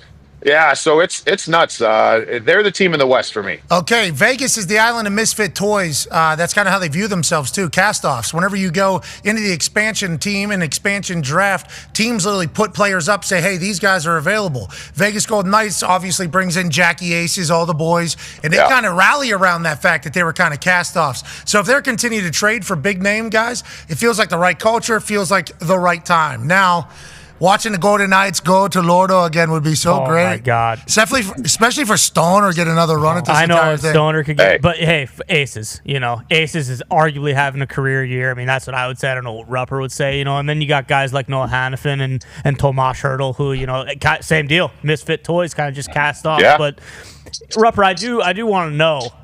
So, what is the likelihood that they actually will get this done and get one of these guys? Because everyone bitches every single year around the trade deadline. Tomorrow. Yeah, which is tomorrow, because Vegas always does do this. They go out and get someone, and it's always, hey, Stoner's going on, long-term IR. He's playing, possum, and he's not actually hurt, and then he comes back for the playoffs. Oh, they do that for the salary cap thing. Exactly. People hate it. Panthers did it with Kachuk. Right. Bolts did it with a bunch of players. Exactly. I mean, this is a legal strategy. It's what good teams do, and Vegas has kind of mastered it. So if you had to put like a percentage on it, what chances would you give the Golden Knights for getting one of these kind of like premium pieces before tomorrow? Yeah, I mean, if I had to put a percentage, I'd give it a 70% chance. Whoa, we like 70%. We like 70%. I think they're gonna. Yeah, I think they're gonna do everything, and they do the impossible, like the things that people don't think is possible, and those things. I want to touch on that side because you bring up a good point.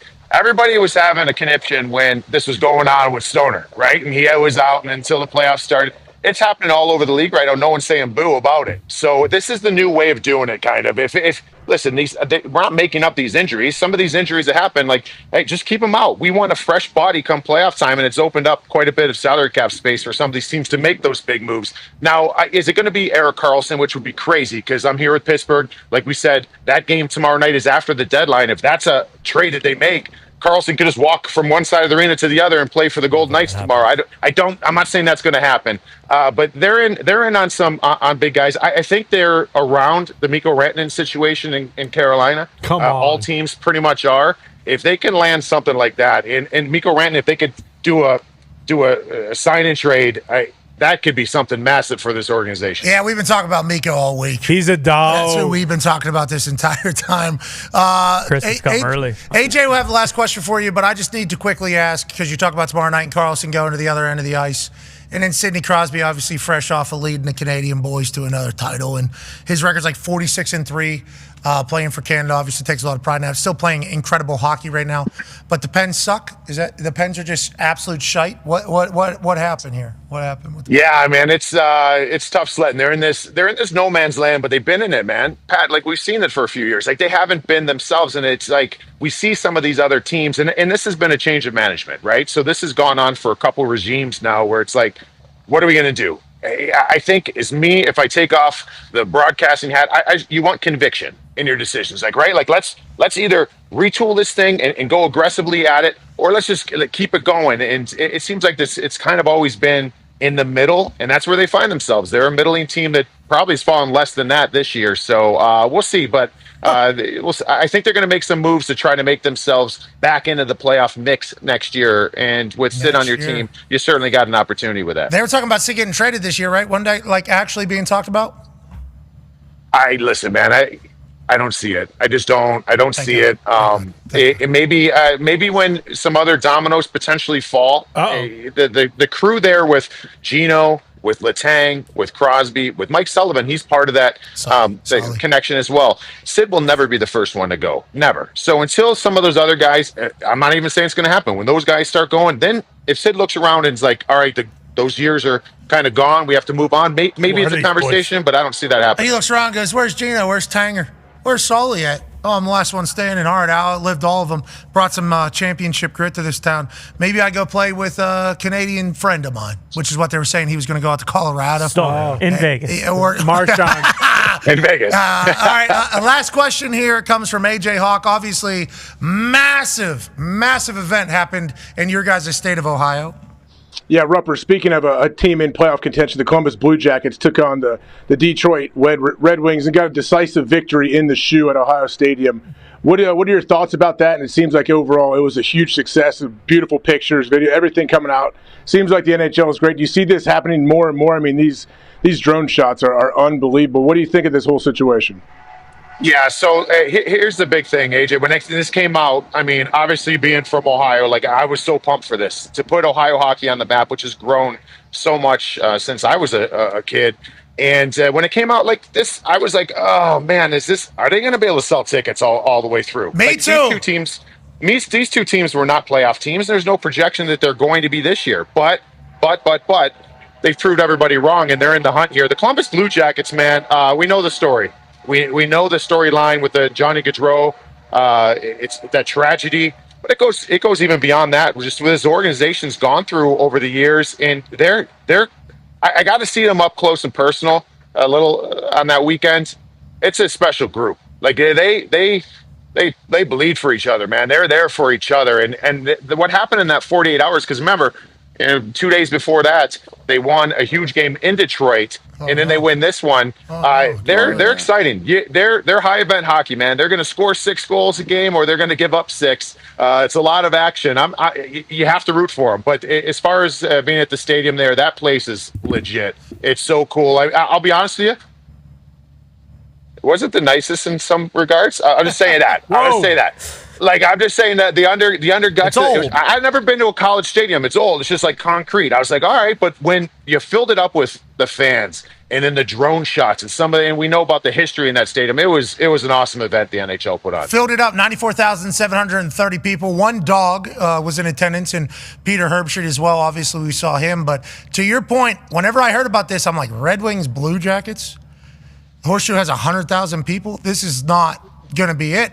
And then AJ said, Ohio State people show up, brother. You open up the Horseshoe, you give them an opportunity to go into this stadium and just take pictures or walk around, those show up. But it felt like it was a Blue Jackets heavy crowd. And it's like, it was a great moment for hockey, especially coming off of 4 Nations. And Rupper, we appreciate the hell out of you. Good luck tomorrow night on the call. All right, boys. We'll get talking to you guys later after trade deadline, maybe. So take care. Hopefully some moves happen. And is America going to beat Canada in the Olympics? TBD, man. I don't know. Dude. Canada's a tough out, man. I don't know. Thought you were from Ohio, bro. Need to beat them. Hey, do I want them to? Yeah, I want them to. I just don't. I don't think you can beat Canada twice in the tournament. So maybe lose the first time. Maybe you can beat them in a gold medal. Let's beat them both times. All right, I'm done with it. Ladies and gentlemen, Mike Rubber. Hey, Rob. Clapping for that. The hell? Hockey's a great sport. I don't like what Tough to beat him twice. He's true. Well, I mean, you piss off McJesus, you turn him into McSatan on the ice. I mean, that is just what's going to happen. You want to do that, though, you know? The political implications felt very real in this particular game, didn't it? Mm-hmm. Didn't it? Oh yeah. There was a lot of tension. You could feel it. Yeah. So then whenever they won, it kind of got quiet. I'm like, all right, now we're kind of back to this entire thing. And did hockey actually, like when they tell this story, will it be this Four Nations final ended the convo? And then it turns out it hasn't. You know, it's gotten loud. It is. The conversation has continued. And Greenland wasn't in Four Nations either. Okay. All right. Yeah, there's a lot of convos happening around the world. We try to have conversations about the beautiful NFL, but we can only do it at a level that, is at a 30,000-foot view, as a zoomed-out view. We don't kind of get a chance to get into the weeds with every single team, because how would we? 32 of them, obviously, 30 different cities.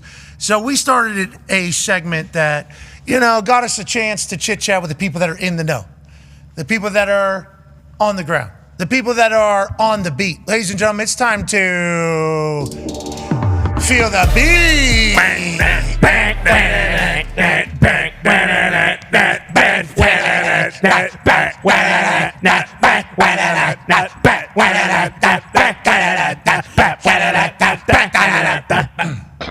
You couldn't feel shit over there, huh? Did you go? I felt it. I felt your guys' energy. I really did. You don't got to feel the energy. You got to feel the beat.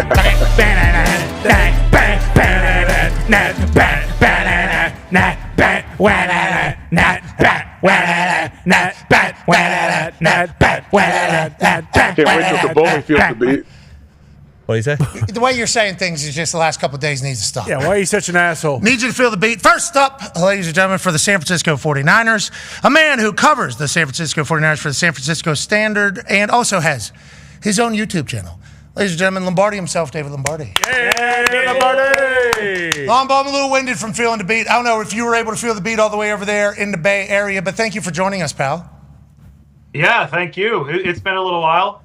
Changed employers since the last time, so shout out to the San Francisco Standard. Hey, shout out to San Francisco Standard taking care of the Standard. Our guy Lombardi moved him into a vest town. Yeah. Okay. Oh. This vest was just for you guys. Yeah, it looks professional. It looks good. We appreciate you joining us. Let's talk about the Niners. Debo out. Did we know that was going to happen? And now Ayuk is being rumored to be traded as well. What are you hearing over there on the ground in San Francisco? Well, the receiver movement goes back all the way to when they picked Ricky Pearsall at number 31 overall in 2024. We knew that they weren't going to be able to keep all three. So Pearsall, Debo, Ayuk for the long term. But they tried to cram in a title last year. They were desperate to keep the gang together and then have that as a learning year for Ricky. He had 18 targets over the last two games, 210 yards. So it was obviously going to be time for somebody to move. And Debo didn't have a good year. Hospitalized with a pneumonia, had the oblique injury before that. So it made sense for the 49ers and Debo Samuel to part ways. We did see that coming. I think it was relatively surprising that they were actually able to recoup the 5th-round pick because they probably were going to release him if they couldn't find a trade partner. But they found Adam Peters, old friend in Washington, and it could be a fresh start for both sides. The Brandon Ayuk situation is interesting because everybody tends to assume that you can't trade somebody the year after you sign him, but the contract works in a way that his guaranteed money for this next year isn't dumping until April 1st in a big $20 million option bonus. So they actually built it with a little bit of a window to be able to move on. The wrench there is that he tore his ACL and his MCL last year, and I'm not sure who would want to trade, but if somebody did want to trade for Brandon Ayuk, they would basically inherit him at 4 years, $110 million. 27.5, which would be like a discount over the 30 million that he signed with the 49ers for. So I don't think that's likely, but it's something they're not saying a firm no to. I'm wondering what the wide receiver market's about to look like. DK Metcalf will let us know, so will Debo, and how it all goes. Because is it the same as it was a few years ago? And is that why all the wide receivers were trying to jump into that market a few years ago? Because everything's cyclical, as we know, but anomalies are only available every once in a while. AJ has a question for you, Lombardi himself. Yeah, so Joey Bosa obviously released by the Chargers. We know the Bosa mom is trying to get the Bash brothers, the Bosa brothers on the edge there in San Francisco. Is this a realistic expectation that they could possibly sign Joey Bosa? I think at the right price, it'd be realistic. And you look at the fact that Joey has missed, 23 games over the past 3 years.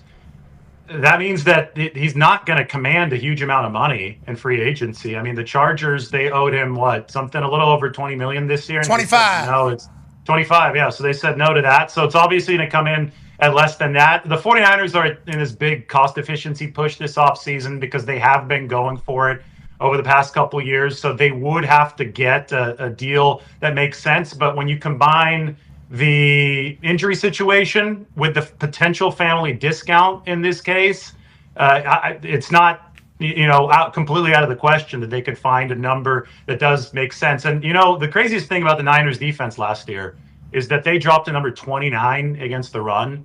Even if Joey is a little bit diminished as a pass rusher, I think he's still a really good edge setter against the run. And the 49ers just need more dudes up front. They cannot. They always say stop the run to have some fun. They weren't having any fun as a pass rush. Well, who wasn't having any fun for the last few years? Robert Saleh. He's back, hopefully having some fun as well as they stop the run. Excited to watch that defense do their thing. Let's go to the offensive side. Big decisions to be made. Ty has a question for you. Yeah, David, we've been talking a lot the last week and a half or so about what Brock Purdy's contract might eventually look like, and we've kind of been saying, hey, you think he'll maybe take a little bit less so that they can, pay some more guys around him and he can continue to have the success that he's had thus far, or is he gonna maybe reset the market or come right below Dak or whatever the case may be? What do you think that contract is going to end up looking like? What do you think that number will be? Well, it's interesting because Dak had a ton of leverage heading into this past season when he signed that deal, which is the high water mark. And you've got the group of QBs underneath Dak Prescott. I think that includes Trevor Lawrence, Justin Herbert, Jared Goff is even there. That's mid-50s, right? Joe Burrow's at $55 million. The salary cap, though, has grown 24.1% over the past 2 years. So a lot of those deals were signed under a cap that was significantly lower. So when you talk about these negotiations, the number is often set as a percentage of the salary cap at the time. And because the revenues of the league have skyrocketed, I think that something in the mid to high 50s, all the way up to 60 million, it does make sense for Brock Purdy, just given the way that all these quarterback contracts have gone. That being said, it might be posturing on the 49ers' part right now. They're talking about wanting to lower cash spend and financial efficiency. But I think all of that needs to be looked at through the context of this is a team that's about to move to a highly paid quarterback, right? So they're making sure that the fat is trimmed off of other parts of the roster. They've made a whole lot of other moves. Javon Hargrave is going to be cut with a post-June 1st release. Deebo Samuel, Eric Armstead last year. And I think all of that is focused on, okay, now the nucleus of the cost structure of the finances is going to be Brock Purdy. And I think they're going to be ready to find a deal that's probably going to be near that very top of the market. Yeah, that's the game. You either have the rookie quarterback and you're able to build up, or you have the paid quarterback and you have to redo it. Excited to watch what Lynch does with this roster, with having to pay a quarterback, because you can pay others. Howie has proven that over in Philadelphia. The salary cap gymnastics is real. We assume Kyle and Lynch will be able to sort it. What have we not talked about that we should talk about? What's more prevalent in the Niners world than maybe us, the national people, worldwide people here? Sure. International Wednesday yesterday. Mm-hmm. What are we not really talking about? You think that is a story maybe brewing in San Francisco? Well, I mean, the NFL draft is just going to be so big for this team because you've heard, I think Adam Schefter was on your show the other day. He was talking about cash issues or cap issues. I think he mentioned both of them. I think the general premise here is that the 49ers, who have been just all in, going for it, have realized that, they went 6-11 last year. That's a wake-up call. They've seen other teams go to cost efficiency and still contend, like the Bills. The Philadelphia Eagles have rebuilt their entire defense. The Rams in their own division have shuffled things around, and I think they had the lowest defensive spend in the whole league this past year, and they still made the playoffs and were within a couple plays of beating Philadelphia. So I think the 49ers want to do the same thing this offseason, and that's why we should be looking at this draft. They had a good 2024 class, but they need a hit again in 2025. And How many picks? How many picks? How many picks do they have? They have 11 now because Debo brought them the fifth, and they didn't have a fifth before then. So 11 picks, and the draft is so huge, right? Because those 11, Pat, are going to cost the 49ers $14 million total against the salary cap in 2025. Chase Young, who left the 49ers and signed with the Saints, signed for 13 or 14 million just on his own this past year. So you get 11 players at the cost of one Chase Young. And that's how the 49ers can pay Brock Purdy, and that's how they could build a good roster moving forward. I assume they'll end up with 5, 6. Yeah. Oh, a lot of moves. Yeah, that's reasonable. And it's kind of like, you're throwing darts at a wall. Some are going to hit, some aren't. So nobody wants to move, right, allegedly? And the lower you are, in the draft order, the further you are from the wall. So with Brock Purdy, they were 20 yards away from the wall, but they still hit a bullseye. Right, but you never know if you're going to miss the second round or the third round, so you just try to accumulate as much as you can. Luke Littler, they hit triple 20! Truly. Triple 20! That's what they did. We appreciate the hell out of you, man. Thank you for the information. You're doing great with the San Francisco Standard. Yeah, thank you, guys. Appreciate it. Have a great day. You're on YouTube page, too, right? Hey, we're doing it? Yeah, David Lombardi on YouTube. Go check it out. Hell yeah.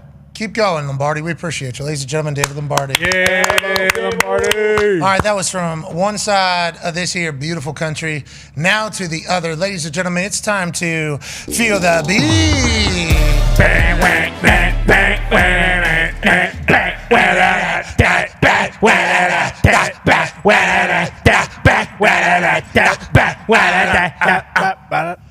AJ, can you hear it? You can't. Can we make sure sound is going? I'm enjoying you guys. I'm enjoying feeling the beat from you guys. Honestly, can someone just sit back and enjoy you guys entertaining them? No. Those are what our viewers. You are a part of the show. You are on the camera. Come on. I know. I'm participating for real. Put your hands up. Wiz Khalifa ass. Yeah. I did. You did not. You did not. You disrespected that man. Right in the middle. I'll find the evidence. My hands were up. He got juice, too. He saw it. That Radio Row concert is something that'll never be done again, but I'll tell you what a time. It was awesome. Is that not the most ridiculous? All right, we're not. Yes, it is. Let's get back. It is. Yes. I wonder why all these people hate us. All right, let's go back and feel the beat, even though AJ doesn't want to do this. Covering the New York Giants for NorthJersey.com and USA Today. All in with Art Stapleton Pod. Ladies and gentlemen, Art Stapleton. Yeah. This is it, Art. What's up, fellas? Art. How's it going, Pat? What's up, AJ? Amazing. Thank you for joining us. We can't thank you enough. Giants, obviously, topic of conversation. You're the man to talk to for us. We appreciate you taking time out of your life to feel the beat a little bit here. Okay, we are in on Matt Stafford at a massive number, right? And now we're in on Aaron Rodgers. Are we in on all veteran quarterbacks? What are you hearing over there for the Giants looking ahead at the most important position? It's a week ago where the Matthew Stafford thing felt like it was pretty close to the finish line. Then he ends up going back to the Rams. And at that point, I was told it's a game of musical chairs. Aaron Rodgers has a chair, and there are a bunch of other guys. And then slowly but surely, over the next 48, 72 hours, I kept hearing, you know what, this Aaron Rodgers thing is not going to go away for the Giants. And from my understanding right now, and you guys may know better than me, that they are pretty significantly down a road where they are negotiating to the point where if Aaron Rodgers ends up as a Giant before the start of the league year next year, it would not be a shock to people in this area and at the Meadowlands. You're saying they're negotiating? Is that what you just said? Well, from my understanding is that it has to be part of the negotiation, and I don't know how much Aaron can be involved in speaking with Giants brass, Brian Dable, Joe Shane. But as far as Aaron's representatives, once the Jets made it clear, my understanding is that he can have his representatives talk to other teams.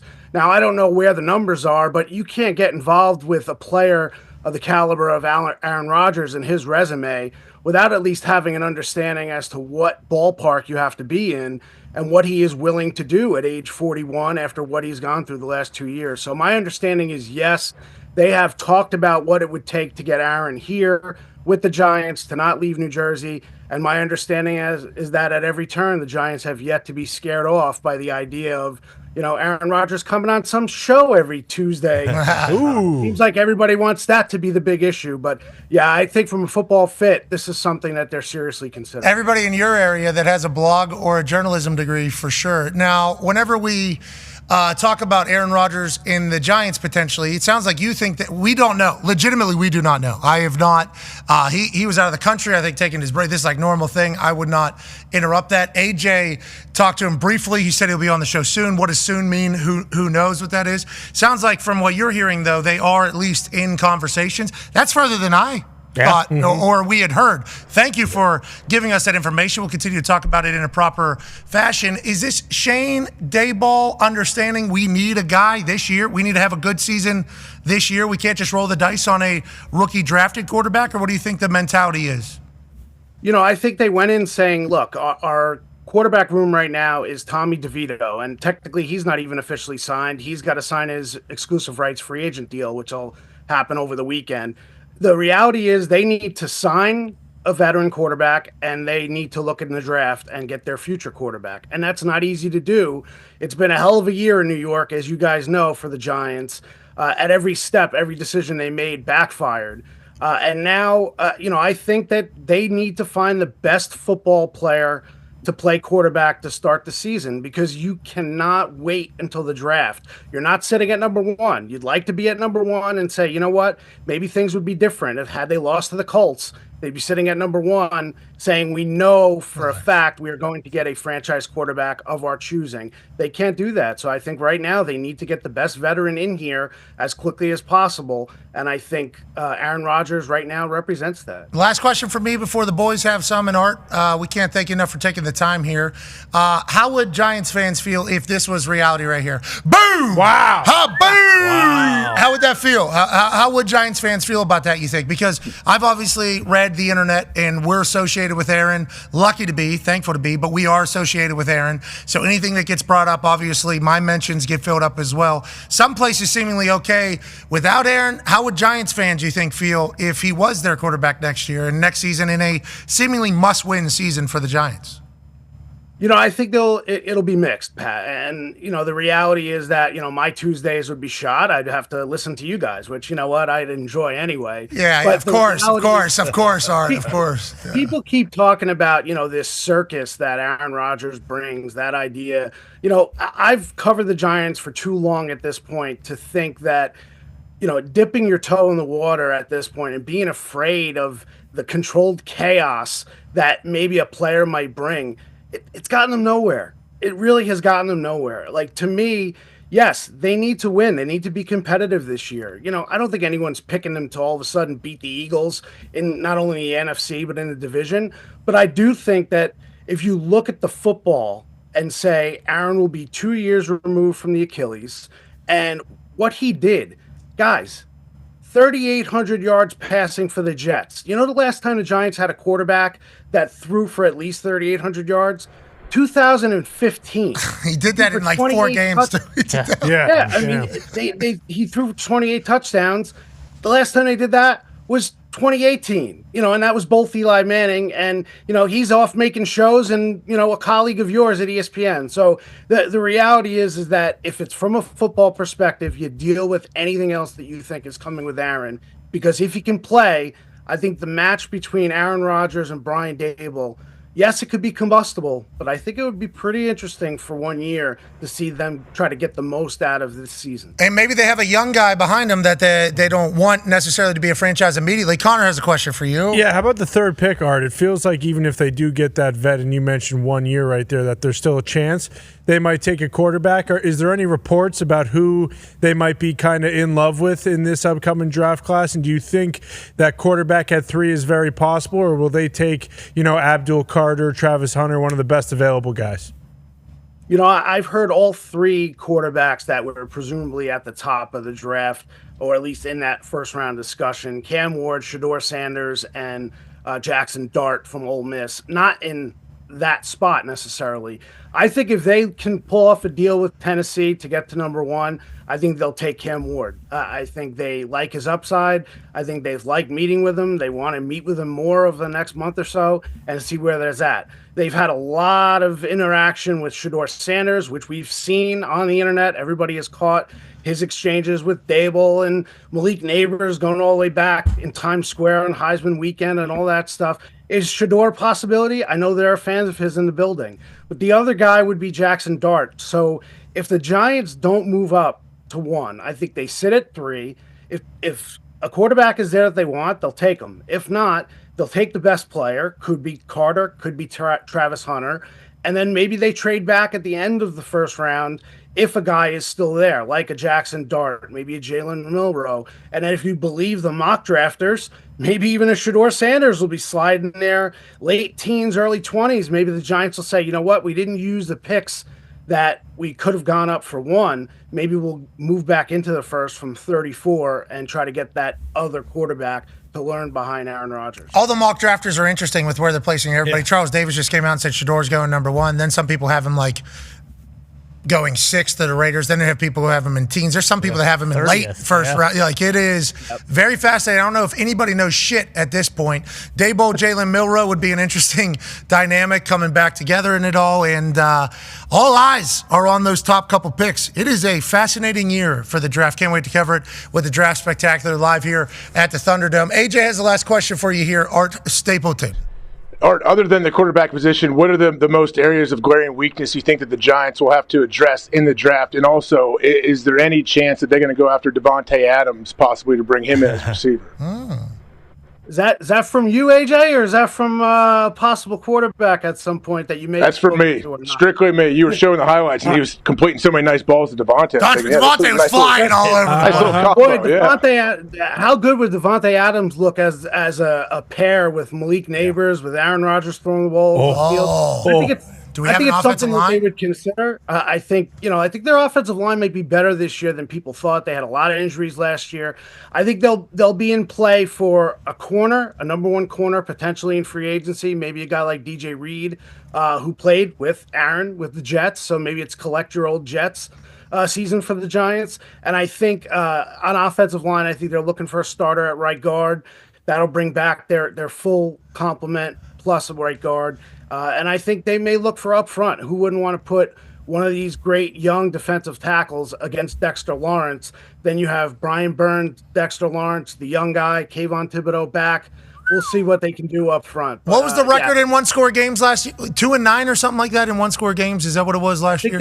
I think they had a bunch of one-score games. And Dable's first year, they flipped that. And then you look what happened. They ended up winning 9 games, a 10th in the playoffs. So, look, the league is built on one-score games. And, if there's a quarterback that you want to have a veteran leading a team that you think could kind of swing the pendulum from the worst in the league to maybe somebody who can compete for the playoffs, it goes back to Aaron. So if they can work something out, I think it gives them their best chance as a football team to be competitive. And those guys need that this year. This entire franchise needs that. You want to tell them, AJ, you don't have to move. Yeah. Matthew Stafford just took a big discount not to move and to stay with the Los Angeles Rams. Moving sucks, okay? Moving absolutely sucks. Everybody feels the exact same way about it.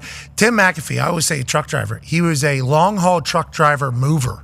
Like, his truck driving was to be a mover. Mm-hmm. So, those are both. Just put them together. 2 worst. That's Tim McAfee football. Way to go, Tim.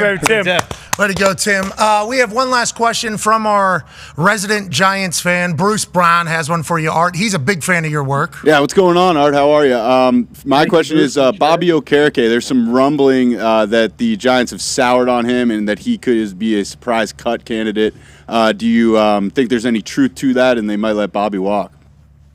I think there's always truth to those rumors you hear. It just depends on where they come from. I'd be surprised. 2 years ago, I called Bobby Okereke, the best free agent signing they've had since Antrell Roll. And, Bruce, you know what they did with Antrell Roll. They won a Super Bowl. I think it comes about fit. Bobby's in another defense now with Shane Bowen last year. I think he fit well with Wink Martindale, so that's a question. I think there's some things that need to be cleared up with the way Bobby's season ended last year. He had a back issue. It popped up all of a sudden, and then 2 weeks later, he was on IR and his season was over. I think, as a captain, as somebody who's looked as a leader in that locker room, I think they kind of have to work through some things. I would not expect Bobby Okereke to be, a cap casualty per se, but if somehow they feel like they can get a draft asset and they can turn that draft asset into one of their franchise quarterbacks, I think maybe they'll think about it. But it's too soon to tell. From Stanford, future Hall of Famer. Very true. Bobby Okereke. Mm-hmm. Not Okereke. No, it was at the time. That was a phonetic. At the time. Changed it. At the time, it was that. He was obviously a member of the Colts. He goes to the Giants. He becomes a superstar in Wink's defense. We hope he figures it out, just like we hope the Giants figure out what is realistic expectation for Giants fans looking at next season. Well, if you bring Aaron Rodgers in, I think it's 8-9 wins and see if you can play meaningful football in December. Get in the dance. That's fun. Get in the dance. All right, we appreciate the hell out of you. From NorthJersey.com and USA Today, Art Stapleton. Clean shaved. Yeah. Look like a fresh-faced Art Stapleton there. Getting ready for the offseason. Rangers tarp on. What's that, Age? Nothing. Yeah, I love right off the bat. I said, Art, this is it. This is it. I noticed that. He's the best. I don't expect the close-up. Yeah, it's awesome. I did not expect that. I mean, I don't see these people until they get on, obviously, so it's my first time alongside everybody else. Yeah. And that was the shot, because he had that, it looked like a fresh shave. Yeah, Right? man. Yeah. The hair was, I mean, that was a surprise. I'm like, Art, this is it. Speaking of it, it is time to continue this train around the NFL to get boots on the ground and learn more about ball and the teams that we cover. It's time once again to feel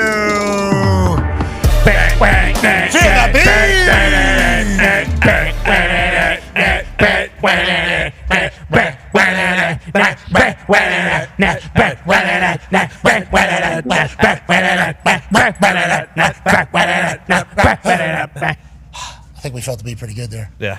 We did. This son of a bitch still has yet to feel a fucking beat in his life. It's okay. I just feel it differently than you guys. Yeah, like We've heard. like the corn. Yeah, we've heard about it. Yeah. And old Mr. Mustard was feeling You it guys too. are eating corn like it's hot dogs straight down the gullet. Come on. Okay. All right. Oh, okay, good one. I never knew that was even an option until you brought it up today. That's how you were serving Mr. Mustard. Shucking all his Vertical. corn. Giving to him vertical. Ladies and gentlemen, from the Pittsburgh Steelers, our reporter and also contributor to the WWE, ladies and gentlemen, Mark Kaboly. Yeah, boy. This is it too. This is good lighting, good hoodie, good 412 hoodie. Perfect shade for that goatee looking in mid-season form. Kabols, you're killing it today, bub. We Hell appreciate yeah, Mark. Should I get real close like Art? Yeah, Art was up in that thing, wasn't he? You saw it. Yeah, you noticed that as well. Yeah, we all did. Art did great, as will you, because that is all Kaboly does. Pittsburgh Steelers, big conversation right now is quarterback. That's it. And is that what's happening through Combine? Is that what's happening back at home? What is being talked about with the Pittsburgh Steelers right now? Is it just the quarterback situation? Yeah, that's number one on the list. They can't really move forward until they figure out their quarterback situation, whether it's going to be Justin Fields or Russell Wilson. They prefer Justin Fields, and they're going to move forward with the thought of trying to sign him up here right now. But, you know, things can happen between now and Wednesday. I mean, Justin's no hurry to get signed right now. Right. I mean, he has all the power in the relationship right now. I mean, considering how needy the NFL is in quarterback situation. Those 6 games did him really well last year of making him a hot commodity out there. So he's just going to play it out here. The Steelers want to bring him back. We're going to make every effort to bring him back. And they're not going to mention this publicly, but he's 1A. And if things go awry, then the fallback plan is Russell Wilson. But they don't really want to lay it out in those terms because you don't want to have Justin Fields go to a team like the Jets or the Giants and say, oh, by the way, Russell Wilson, you're our plan B, come on over. So it's all quarterback. Once the quarterback's in place, which will be likely Tuesday-ish, Monday, Tuesday-ish at the latest, they can move forward in acquiring some other players what they need. You know more than me, Kabols. How come it just became Justin Fields is the one option over Russell Wilson? Is it strictly because of how much each would cost, or is it because they feel like the future that they learned of Justin Fields in his first few games is what they're banking on instead of Russell Wilson coming in, playing the best football that anybody's really played at the quarterback position for the Pittsburgh Steelers in some time? I think that was for a couple games. Okay. So guns out on both, I think. But nonetheless, why is Justin Fields the guy over Russell Wilson, and who reps Justin Fields? Well, you know, with Justin, he's just the smart choice. I mean, he's 26, I believe. He's sort of like I liken it to a lottery ticket. You scratch it off. It's not going to cost you that very much to become a franchise-type quarterback. You're probably not going to hit big on it, but at least you have a chance. With Russell, he's 36, going to be 37 in November. I mean, you got a very short window with him. Moving forward here with Justin, he showed a lot in those 6 games last year. Not only that, he played throughout the preseason, throughout the OTAs. He's got leader too, felt like. Yeah, I mean, he did everything right. I mean, when people say that his teammates love him and nobody ever has a bad word to say about it, that's true. The guy is just class act of how he approaches everything. Now he has to obviously improve his game. It was a difficult situation last year because you look at it, you had 2 very different type of quarterbacks. And Artie Smith thought he was going to have Russell Wilson. Then he had Justin Fields. You didn't want to switch things around to make everything crazy when you knew Russell was going to come back and be your guy. If you start from the beginning, start with Justin, give him a legit opportunity to become your quarterback of the future, not only now, that's why he's so valuable to them. Let Artie Smith get in his bag, as they say, with a running quarterback like Justin Fields, because it was also the first year of him trying to implement his system and code words and everything to the Pittsburgh Steelers. So how much can he play around with? Oh, we got a running guy. We got a pocket guy. That's an interesting stat there, Kaboly. And we got a couple minutes before the hard out, and we'll continue on YouTube, ESPN Plus, Disney Plus, and TikTok Live. But whenever you think about the quarterback position, the next question is, who's he going to throw to? Who's already going to get? AP Tone has a question for you, Kaboly. Yeah, Kaboly. That is question number 2. Which fucking wide receiver are we going to miss out on this year? Just kidding. Big pop out of Kaboly. Just kidding. We're going to get one. I know we kicked the tires on Christian Kirk last year for a trade. Then he broke his collarbone. Darius Slayton. Those guys are free agents now. Obviously, DK's on the trade market. Cooper Kupp's out there. Devontae's out there. Any idea who we're going to maybe get this year? Probably somebody that you don't want there, Tom. Yeah, probably. Here's the thing. I mean, you've been a Steeler fan for your entire life, right? Yep. How many times have you ever heard them having $65 million worth of cap space with the potential of that going up to 80, 85 if they restructure a couple easily restructurable guys here? So they can pretty much go out there and dictate whoever they want. The problem is you don't want to give up a high draft choice. Just say DK Metcalf for example. You don't want to give up a second and or third round pick, then have to pay him $120 million. Yeah, agreed. That seems like a little steep. We'll see you tomorrow here on ESPN. Nailed it. Okay, but you're being right though. Like the trading of the draft picks feels like an anti-Steelers thing. Yeah, especially like if it's a first and a third, there's no chance. And obviously pairing him with George Pickens, the rest of the NFL would find that very funny when things aren't going right and they're both taking themselves out of the game, stuff like that.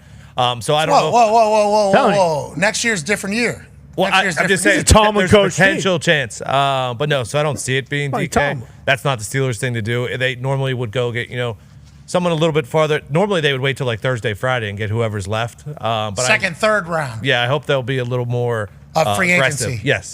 Kaboly, what do you think ends up happening? Do you think they get a wide receiver that's kind of middle of the market like Tone is thinking? Like somebody maybe next week after the first wave of free agents who have probably already agreed to all these deals that are going to be announced on Monday whenever free agency opens. They agreed to these deals probably at the Combine, at least happening right now as we speak. Do you think that ends up being what the case is? Do you think maybe they get an OG guy on a lower, cheaper price and hope they're able to bring some youthful juice out of him with GP on the other side, knowing that you're not going to get made? What do you think is the end-up play for Omar Khan and Tomlin with the Steelers at wideout? I think they're going to go look for a nice, solid veteran guy. I mean, I'll just throw names out there like Keenan Allen. Obviously, a guy like Christian Kirk. Those are guys that they would be interested in. I don't think they would be too interested in some of the higher-priced guys like Godwin, even though he's coming off an injury that I think he was healthy near the end of last year. He would be a nice fit, but I think they would be a little skeptical of anybody with injuries like that.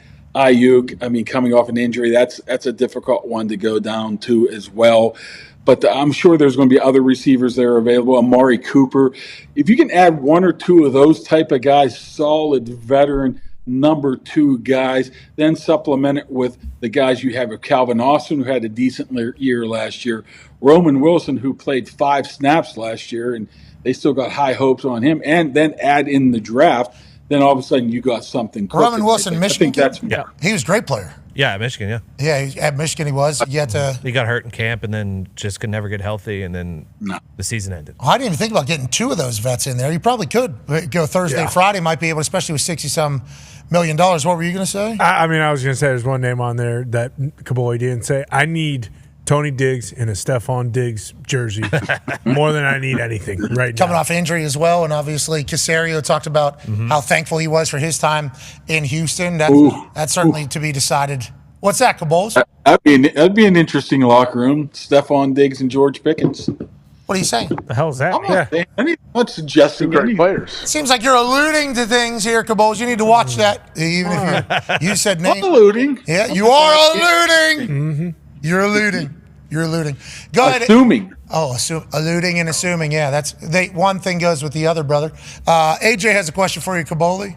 Yeah, Kabols, I've seen rumored on the internet that it's possible Najee could, there might be a slight chance they could try to re-sign him and bring him back to the squad. Are there any chances that this could happen? I'm sure there's always a chance. I'll say what Omar Khan always says, GM. I'm never going to close the door on anybody, but Saquon Barkley just got $20 million a year. All of a sudden, that pushes Najee Harris's money up just a tad.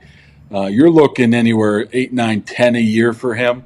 If you're looking for 3 for 30, I don't know if that's something they would be willing to go down and be able to spend money on. They already have to give Jalen Warren $3.5 million on his restricted free agent tender coming up. And I believe your friend Dan Orlovsky tweeted recently about the lack of explosive run game. Not a friend. Our friend. Yours as well. Everybody's friend. Last 6 years, he always ignores Not mine. Well, he ignores that. I think he's got his mentions actually muted, so he can't read anything. But what did Dorn? It was the number 32 team in yards per carry over the last 6 years. Pittsburgh Steelers. Yeah. Here's the thing about that. The reason why that is because they just don't have big runs. Najee Harris has played. He has 4,000-yard runs, 4,000-yard seasons. He's never had a run longer than 37 yards.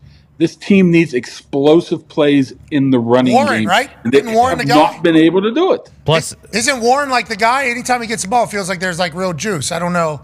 Najee, I know, pounds him away, so it sets up and helps for Warren.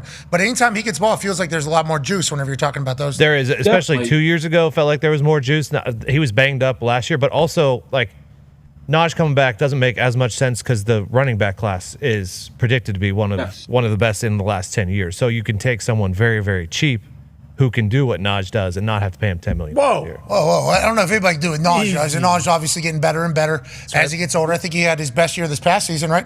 Wouldn't we all agree with that? Yeah, I mean, it's crazy. They were all every single season he had between 1,000 and 1,100 yards every single season. It's crazy. 4 years of him. So he is the Pittsburgh Steelers. Yes, exactly. He was perfect. Congratulations to you guys. Hell yeah. Seems like that time is over. Anything else we're not talking about with the Pittsburgh Steelers that we should be talking about on our program? Well, I mean, their defense really got gashed at the end of last season. They need to improve the defensive line. The defense, even though Cam Hayward had an absolute spectacular year at age 35, and he probably should have gotten some votes for Defensive Player of the Year. That's how good he was.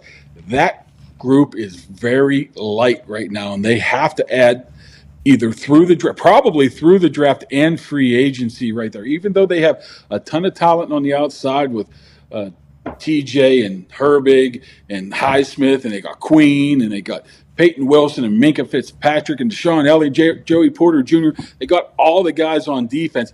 They just need depth, and they need to get younger on the defensive line. And because you saw what Derrick Henry did to him late last year. And even on the flip side of it, they've pretty much built out their offensive line.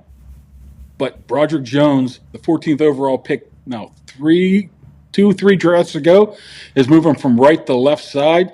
They got a first-rounder on the left side, a first-rounder on the right tackle, a stud West Virginia guy, Zach Frazier at center, a pretty good rookie last year, Mason McCormick at guard, and an absolute brawler in Sayamalu the other guard, their offensive line seems like it's in place. They just need to get some more depth on the defensive line, some, as you would say, dogs on the defensive line. Everybody needs dogs. Everybody needs dogs. TJ Watt, obviously a staple of the Pittsburgh Steelers team.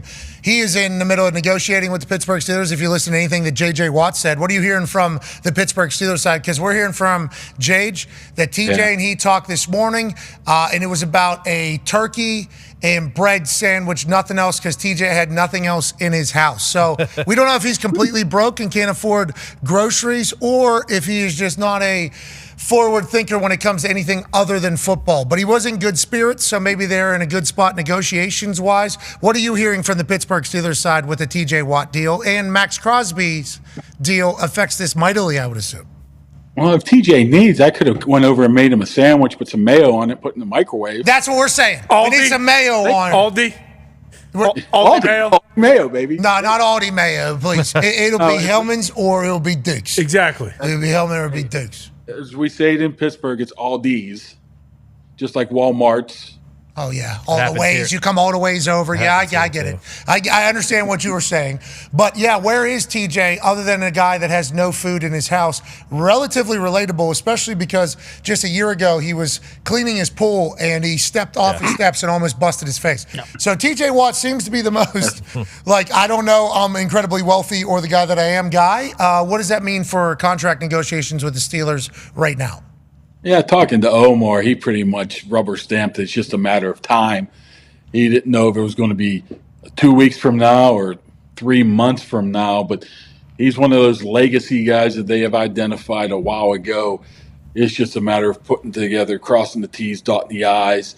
And you talk about Maxx Crosby and who's going to get paid more. I mean, you got about 5 guys right there. You know, Myles Garrett, Micah Parsons, Trey Hendrickson, Crosby, Watt. They're all going to get paid very similarly. It's just whoever signs the deal last is going to get paid that extra couple bucks, you know. So I think TJ's going to be okay with his food bill here coming up. I think he'll be able to afford it here. Okay. Very recently, I think he's going to make a couple of bucks here. I mean, we're looking more, whatever Maxx Crosby made, and I'm not quite sure what that number was, is going to be probably that much more. 102 and a half, so probably up to 103. 106 and a half, sorry. So that'll be 107 with $92 million guaranteed. Whoever signs next, that is kind of how it would go. You said a few more bucks, obviously it's $500,000. That is a lot of shekels, if you will. And congrats to all these guys. They've earned it. And shout out to the Raiders paying Max. I think that is probably what TJ, Micah, Miles, and Trey Hendrickson are all saying at the same time. Let's get away from the Pittsburgh Steelers. Let's go to your other job. Boston Connor has a question for you. Yeah, Mark, obviously Elimination Chamber just happened, and it was, a cinema, as our, kind of resident Mark would say. How did you feel about the Cena heel turn, and did you shit just like everybody else? Because I don't know if many people really saw this coming on Saturday night. It was just an absolute fabulous show. I mean, whoever put that together, creative, needs a raise. It was just absolutely unbelievable show. And just the nuance of everything, just how they're in the ring, the facial reaction, the looks, the timing, everything was just absolutely flawless. And you know what? What I found quite interesting with the Cena turn here, it not only affected us older gentlemen who grew up watching John Cena being that 20-year star, it now even affecting those 5, 6, 7, 8, 9-year-old kids. They're sitting there crying as well. It was just absolutely, that whole show was just absolutely spectacular. The Women's Elimination Chamber, unbelievable. Liv Morgan turning into an absolutely superstar right in front of our eyes. Agreed. Kevin Owens is just, I can't tell if he needs a pat on the back or needs to be committed. I mean, the guy. That's good. That's good. Yeah. That's a good way to look at it. It was just an absolute wonderful show. I just can't wait moving forward here and see where it goes from now. But, man, Dwayne. Talk about the final boss. You need to. Easy. Depends on where it is. If it's the post-game presser, he's Dwayne. If it's in the ring, he's the final boss. But just look at the face, man. He's always the final boss. Mark. Yeah, Mark. You're sounding a you're lot not like your first name right now. Hey, Pat, if you're not watching WWE right now, you got some problems, man. Because they're putting together some of their best work right now, best programs. I agree. Very lucky to be a part of it. We're on the road to WrestleMania, and anytime you have a like that at the end of a show, it's going to have the world a buzz. It certainly did. 215 million views or something like that in like 24 hours. I forget the number. Travis Scott in there as well. Chilling. Haymakers. Yeah, he threw a big right there to Cody Rhodes. And it's being reported, he busted his eardrum and pop, gave him a black eye. Yeah, it's quite a shot. I'm excited to see how that all comes back around. And Travis has been training. From what I've been told, he's been training. So I'm excited. And then there's a video that's been released from backstage as soon as Travis got back there, talking about how awesome it was and how he wants to go back out there and how much more motivated he is to get in the ring. So I think we're going to see Travis Scott wrestling relatively soon. Let's go. It's a good time to be around and watching WWE. I'm proud to say I'm a Mark. Speaking of Mark, ladies and gentlemen, Mark Kaboly. What are you eating today? What did we have for lunch today? You're going to do a double gun. I haven't looked yet. Come on. I had a couple oranges. Had a couple oranges? Nice. You had orange? What do we... if you want one day, I can show you the process of making a sandwich in the microwave. I think we should do that. Yes. Can we do that today? Are you right now? No, I don't think I have any bread. Oh, Tej got the bread. Tej got the bread. He's got the bread. We can hang out. He got the bread. I got the mayo. You're eating the butt of the bread there at the end, like yesterday, your last sandwich. Absolutely. Who throws that away? Yeah, most people. Mark. I do. Yeah, I do appreciate you, Mark. Just living your best life. How's the boy? How's the boy doing? How's the boy? Not well after the Cena turn, but. Oh no. Broken heart. Heartbreaker. Yeah, because Cody was his other favorite. So. Oh shit.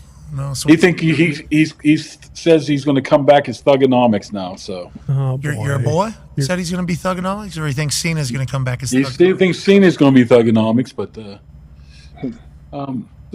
I had to buy a plunger the other day because it keeps blocking up the toilet.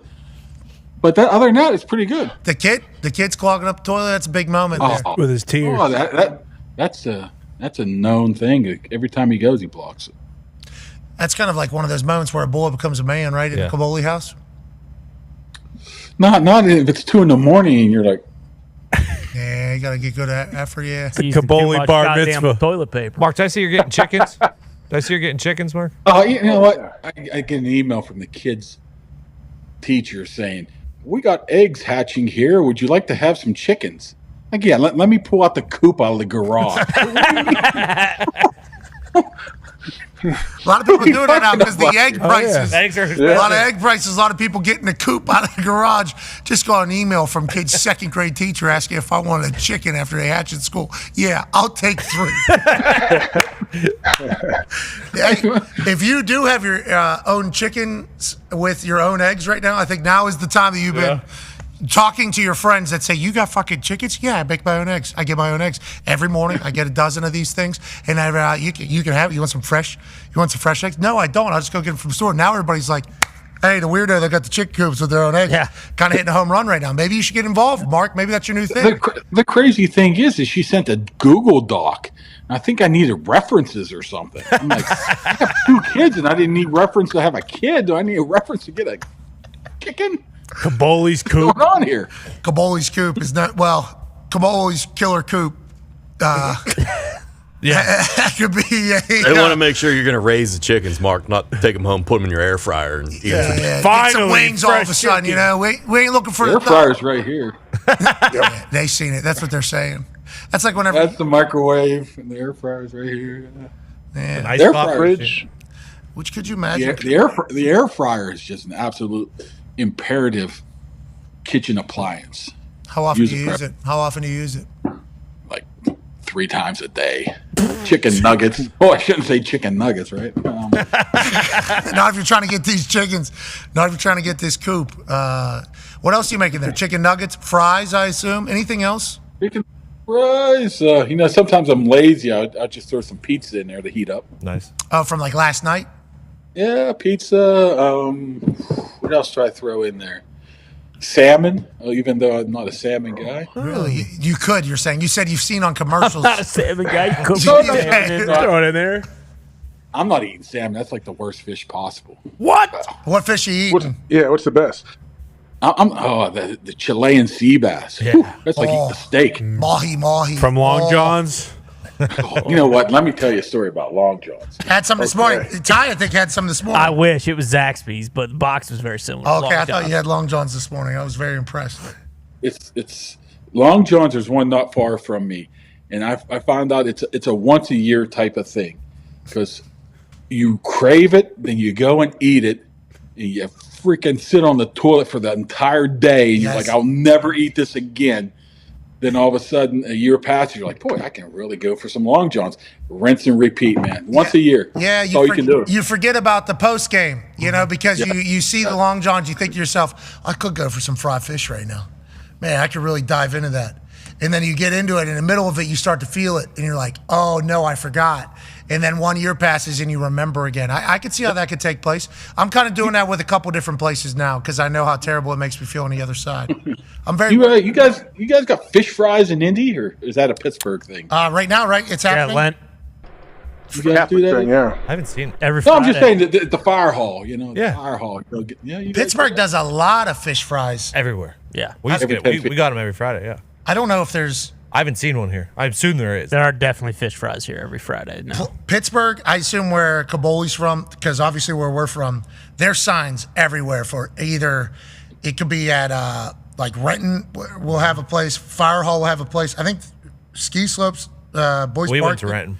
Renton, like there was so many places that had it. It was a very common thing to do. Out here, I don't see it as much. You'll hit those up on Friday, I assume? Oh yeah, that and you can go to the church and get the old lady pierogies, the homemade pierogies. Rosie's Pierogies right down the roadie. Boy, Old I'll lady tell you what. pierogies, old man corn. It's all good. Well, that's AJ's thing. All right, we appreciate you, ladies and gentlemen. Mark Kaboly. So Lent's happening right now. Started yesterday. Yeah, yesterday was Ash Wednesday. Okay, so that's when Lent starts on Ash Wednesday. And on Sunday was Palm Sunday? Yes. And then Easter's the No, Palm Sunday, sorry, is before Easter. What was Sunday? Was there something that happened on Sunday or nothing? No. Tuesday was Fat Tuesday, Wednesday is Lent. Okay, and then it ends at Easter. Yes. Which is? I don't know what day it is I this do. year. I believe April. It's Mania Sunday. April 20th. there you April go. 20. 420 is Easter? There you go. Okay, so Easter is 420, so we're 40 days out from that right now. Correct. Or give or take. Yeah, It yesterday. changes, yeah. And what did you give up for Lent? Nothing. I'm just gonna be more patient with my my kids and at home and stuff like that. Not fly off the handle, if stuff's taking too long or whatever. So, is that something that is normal in Lent? Like, I think giving up stuff is much more like when you're younger, and then as you get older, it's just like I don't need to make yourself a better person. Yeah, exactly. For 40 days. Well, no, that's like hopefully that's just like a long term thing. No, but Easter, Start like, it you right just now. say enough of this. Yeah. I committed to 40 days for this. This is how it is going to be. But I'm hoping that it's going to go well, and then I'm going to like it. By the Catholic school kid, it's 40 days because this is what Jesus did. Jesus did a 40-day stint, right? A run. Yeah, and then rose on Easter Sunday. Okay, so this is when he died. Yesterday is when he was put in a cave. Is it? Shit, it's been a while. That's, I believe so, though. Good or Friday. Good Friday. Good Friday is yeah, you're right. Yeah, so he dies on Good Friday, which is right before Easter, and then rose again on Easter Sunday. So what are 3 days later? The 40? Yeah, what's the 40 days thing then? Is there a reason for why it's 40 days? There 40 is, nights? there is, but Was it him crossing the desert? The desert. He didn't eat and drink for 40 days, 40 nights. Maybe, I don't know. It's been so long. That was Moses. Yeah, I was gonna say Moses going through parting the Red Sea at the end of it, Passover and whatnot. No, I haven't brushed up on it in a while, so I couldn't tell you the exact reason for the 40 days. Yesterday was the Ash Day I saw. Correct. Congrats to all the Catholics. When you do this, are you telling them to all the sins? So they give you a hade and a yada yada? Mm-hmm. Father, Son, Holy Ghost. When did it change from Spirit to Ghost? It didn't really. Some people just say Holy Ghost, but Holy Spirit is still the predominant nomenclature. Do I sound a little bit more religious if I say Holy Ghost? Does it sound like I know what I'm talking about? I would say that's less religious if you say Holy Ghost, because I feel like that's been kind of, popular culturized and whatnot. Do they still also with you? Mm-hmm. Yeah. And with your spirit? Yeah, that is the new one. They changed a bunch of stuff with Mass. So you really, if you haven't been for a while, you go and you're saying all the wrong stuff, you look like a huge asshole. Yeah, you tried, huh? a while back, and I was like, all right, I can't. I don't know the songs anymore. Legit. I don't know the show routine. It makes you feel very uncomfortable. It's like, all right, this ain't the fucking Mass I went to growing up. Can somebody send me a new itinerary? Yeah, exactly. Congrats to the Catholics. Enjoy your time. Thank you for committing to be a better person during this era. Hopefully it will continue on past Easter. 420. What a day. Pope all right? What do you mean? Yeah, he's great. He's not doing good. No, he's doing better. No. He's fixed his diet. And He was like in critical care, I thought, for a while. Bingo, yeah. He's 100 years old, isn't he? Yeah, there's a chance we're going to be seeing white smoke here at some point within the next few months, I guess. So does the Pope, Pope has another good night at the hospital, continues treatment, is out of the Vatican news I am reading here. Pope Francis has another good night at Rome's Gemelli Hospital, where he is being treated for bilateral pneumonia and is resting. Oh no. The Holy See Press office, Holy See Press, is part of the team. This is part of the cabinet of the Pope. The Holy See Press office stated on Thursday morning he has continued his treatment and physical therapy. So does the Pope go until death? Is that kind of the thing? Pretty much, unless he's asked to step down. But I'm pretty sure it's almost always Right when until that white smoke comes out of the dies. Vatican. That means he's passed. No, that means they've the elected new guy. a new pope. Oh, that means they've got the new Pope. Correct. Black smoke. Dead. No. Huh? Doesn't black smoke mean they just haven't haven't come to a decision yet? They're in like sequestered trying to figure out the next one. Oh, I thought Black Man was dead too. And like if the round goes. Is your family Catholic? We grew up Catholic. Yeah. Okay, so a lot of kids I should have known. Ohio. Yeah, they have black means they have not reached a consensus. There's a movie about it. I recently saw someone on an airplane. Conclave. Yeah. Won some awards. Conclave was up for some awards. Yeah, it was. I saw him do a little talkity thing. Yeah, a lot of movies are up for awards. None that we've ever seen, mostly. None that we've heard of. Yeah, just Dune. Let's get to a break. On the other side, we'll cover all the news. Shout out to we just did Lent news. We did. That's right. Yeah. We even quoted the Holy See Press office. Mm-hmm. Topical. Seems like they got a bad name. Holy See Press. Yeah, I don't love that. I mean, there's so many puns you can use. Yeah, but they are their own country, though. The Vatican. They are. Agreed. Why don't they just say the Pope Press, though? Like the Holy Times. Any of that. The Vatican news released from the Holy See Press. It's like, we get it. You guys are trying to run your own little thing here, but let's get some better names. And God bless them. God bless. Yep. God bless. God bless. God bless. God bless. God bless him. The Crown Prince. God bless him. God bless him. Every time. That was awesome. Picture surfaced of Turkey El Sheikh and Canelo today. Huh. So it feels like the conversation that was happening yesterday, where I was told, ask him about Canelo, ask him about the date. Feels like this is probable for the first event that this new boxing promotion is going to piece together. The best will fight the best. We will stack cards, and we will try to crown actual champions. That is basically Dana's mission to boxing, alongside the rest of TKO and Turkey Al Sheikh in Saudi Arabia. And shout out to the Crown Prince. God bless him. For investing in boxing. We read too that he's invested they're investing maybe $600 million in track. Mm-hmm. Track and field. Track and field, really? Yeah. And it's like, as somebody who loves sports and is in the sports world, it's like investing in athletes and stuff, it's like, let's keep it going. Especially like track and field. That if you were to make it electrifying, people would watch.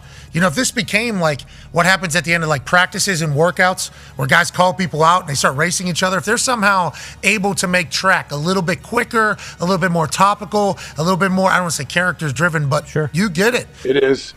I think there is an opportunity, especially if you're going to get a $600 million investment. Shout out to Front Office Sports with the way they worded this versus how they worded anything I'm a part of. Seems like there is intent behind it all. But nonetheless, shout out to Turkey stopping by and Dana and Nick Khan poking his head in. Mm-hmm. They're going to do good things for boxing, I think. Oh, yeah. Let's get to a break. On the other side, we'll cover all the news that we haven't chatted about. There's a lot of things happening in college hoops. Yeah. College hoops has some breaking news. Go green. Go white. Okay, we got racist on controls. Come on. Go green. Go white. Okay. Izzo does it again. That can't be their saying. That is their saying. You know what? I just thought about this. My high school is also green and white, and that is our chant as well, and I never connected the dots until now. Pause. Yeah. Music. I heard about your high school. Yeah, that's why I just thought of this. You're Foxy's high school basketball team. Yeah. They might have lost the game, but they won the meme. Everybody's seen this on the internet. Cracker of the day. know.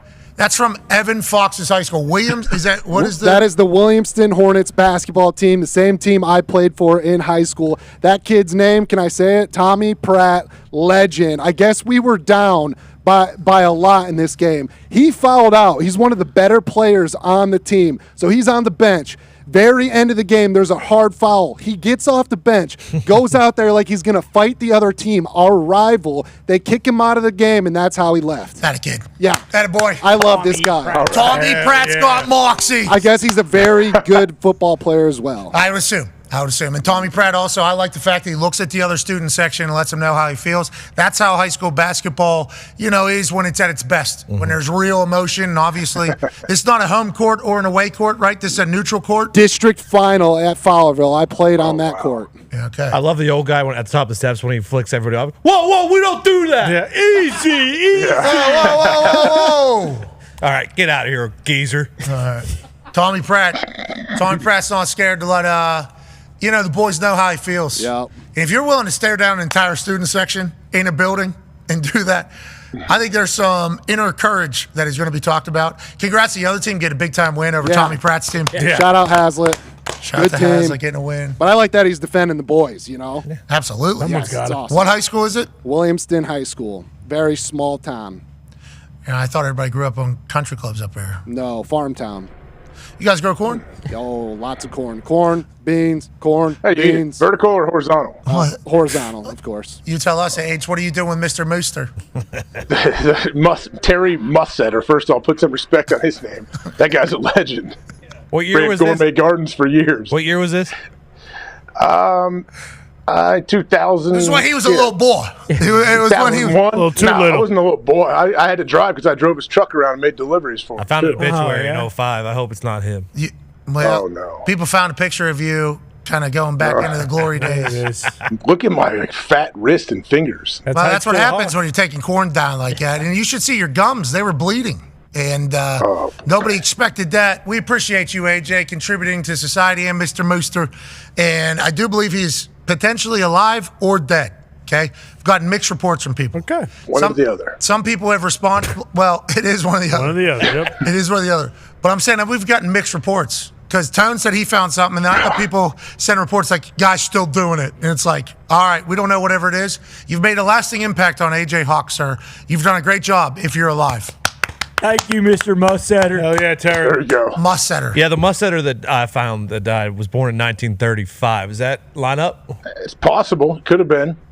We didn't get past the corn, says AJ.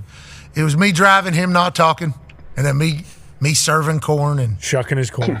Him sucking them down. That's a good. I'll tell you what, fresh corn on the cob is legit. Yeah. You can't disagree with that. Yeah, and that's why you want to eat that thing. So you gobble that thing down. Same with Mussetter. Let's get to a break. Got some more stories to cover around the sports world, obviously. Have to have an opinion on it. That's right. Everybody wants to hear it. Oh, yeah. We've been back for 1 week and a day. Do you know that? Mm-hmm. Yeah. Yeah. Just think. Everything. It's been a wild week. Truly. Thought about that last night as I laid down. Like, holy shit, it's only been a week back. It's a lot. Broke some news. A lot of news. A couple times. Travis Kelce. Saquon. Yeah. We broke some relationships. Sure.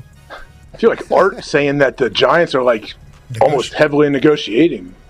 Did he say that correctly? Art knows. I think what Art was trying to say was if they're having any conversation, it's a negotiation because they're learning about what it's probably going to take to get it. I think is what he was saying. Yeah. But whenever he said they're deep in negotiations, you would assume it's like, I didn't know that. I mean, AJ, did you know that? We did not know that was happening. Not that we would or that we would ask to know that, which I think is a little bit different between us and maybe some others that have microphones on a regular basis. Yeah. You said, Art, this is it. Let's get to a break. It was a good shot. You did it. You nailed it. And he did. We're going to give away some, we're going to announce some giveaways during this break. And then on the other side, we're going to cover everything happening around the sports world. We're incredibly thankful we get to do this every single day. Big night. Date announcement coming on Monday in Pittsburgh, Pennsylvania. And then ticket sales will be shortly after that. This is happening within the next couple months. And it's coming together really nicely. It's coming together. We almost have too much time and are too good of a spot at this point. Last week, what's all going to happen? You know, everything kind of a mystery, question mark. What's all going to be able to take place? What's all going to be able to happen? Who's all going to be able to get there? You know? And then all of a sudden this week, it's really become one great text after another from people. And I think we got a big night coming to Pittsburgh, Pennsylvania. Big laughs. I think people are going to laugh a lot. I think there's going to be some funny times on this particular evening. Big sing-alongs. I think there's going to be a lot of songs that are played that people know. I think people are going to be singing. I think people are going to be dancing. And I think a couple people are going to walk out of there with their lives changed with the giveaways that are going to happen. So we're pumped about it. I can't wait for it. And for people that have been asking about it, you're very awesome. Date coming on Monday. All right, let's get to a break. On the other side, we'll finish up all the sports stories of the day. Be a friend, tell a friend something nice. It might change their life. Take 5.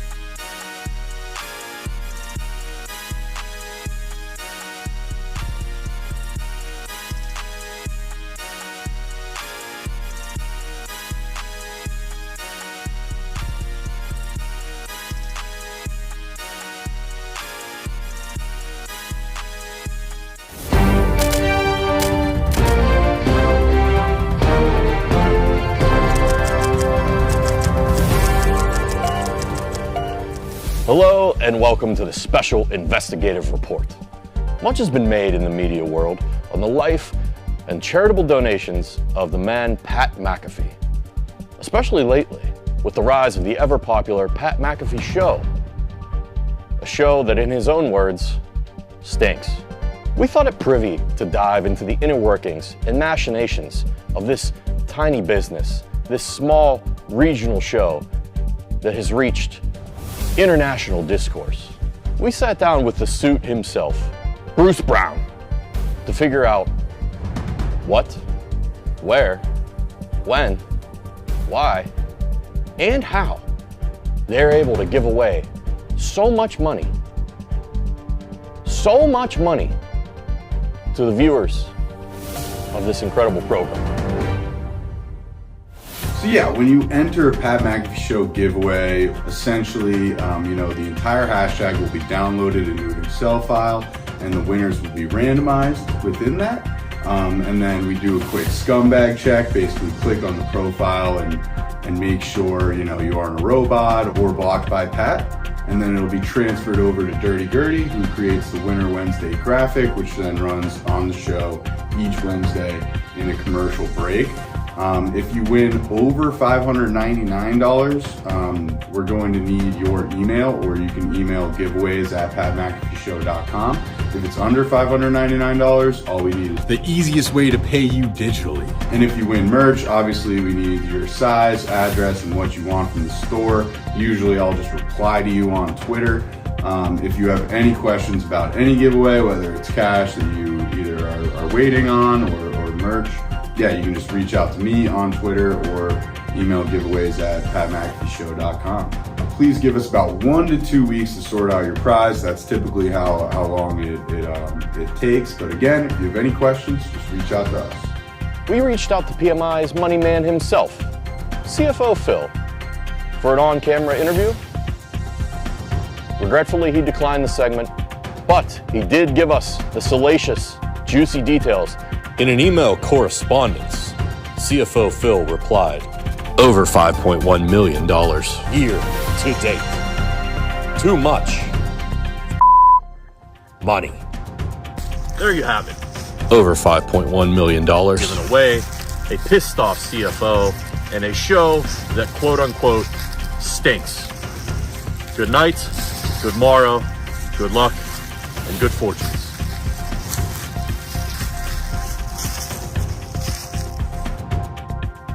Why is football the greatest sport on earth? And do you think football is the greatest sport on earth? And why do you like football? That's a really deep question there, Pat. I know. I think I'd get a good answer out of you, though. Like, I think you'd be able to talk about it in a way that I think a lot of people haven't, because you've been at the pinnacle of it for so damn long and inside of it, and your brain is a pretty fantastic one. We've learned here over the last few weeks, obviously. Last few weeks, that's it. That's all the time we've learned that. I think it's the greatest sport in the world for one main reason. It is a true team sport where it is damn near impossible for one person to dominate an entire game. And if you look at other team sports, basketball with 5 guys on the court, I think you've seen multiple players over the years. Maybe one player, maybe 1 or 2 players on a squad be able to dominate and win championships. Baseball, you can have a dominant pitcher and win championships. Soccer, you can have a dominant forward and or goalie. That seems to be a little more of a team sport, but you don't have 11 players engaged at the same time on every play. It is truly a sport reliant on every player on the field to do their job in order to be successful. And I think that's why at times, certain star players can get maybe too much credit and maybe too much blame on the flip side, because it does take so many players at the same time in 3 phases to win football games. And I think that's the beauty and the draw of our sport, is that something new happens all the time, because you are literally dealing with 11 humans on the field at one time who all have lives outside of football, and there's distractions, there's a reliance on coaching, there's a reliance on preparation, there's a reliance on diet and performance. I just think there's so many facets to it that you see something new every single week, and I think that's the beauty in our game. When it comes to the love that I have for it, it's rooted, and I think like any player who's played for a long time, the love is not just about our sport, it's about competition. And I think there's nothing in the world for me that fills that need and that hole I have like competition.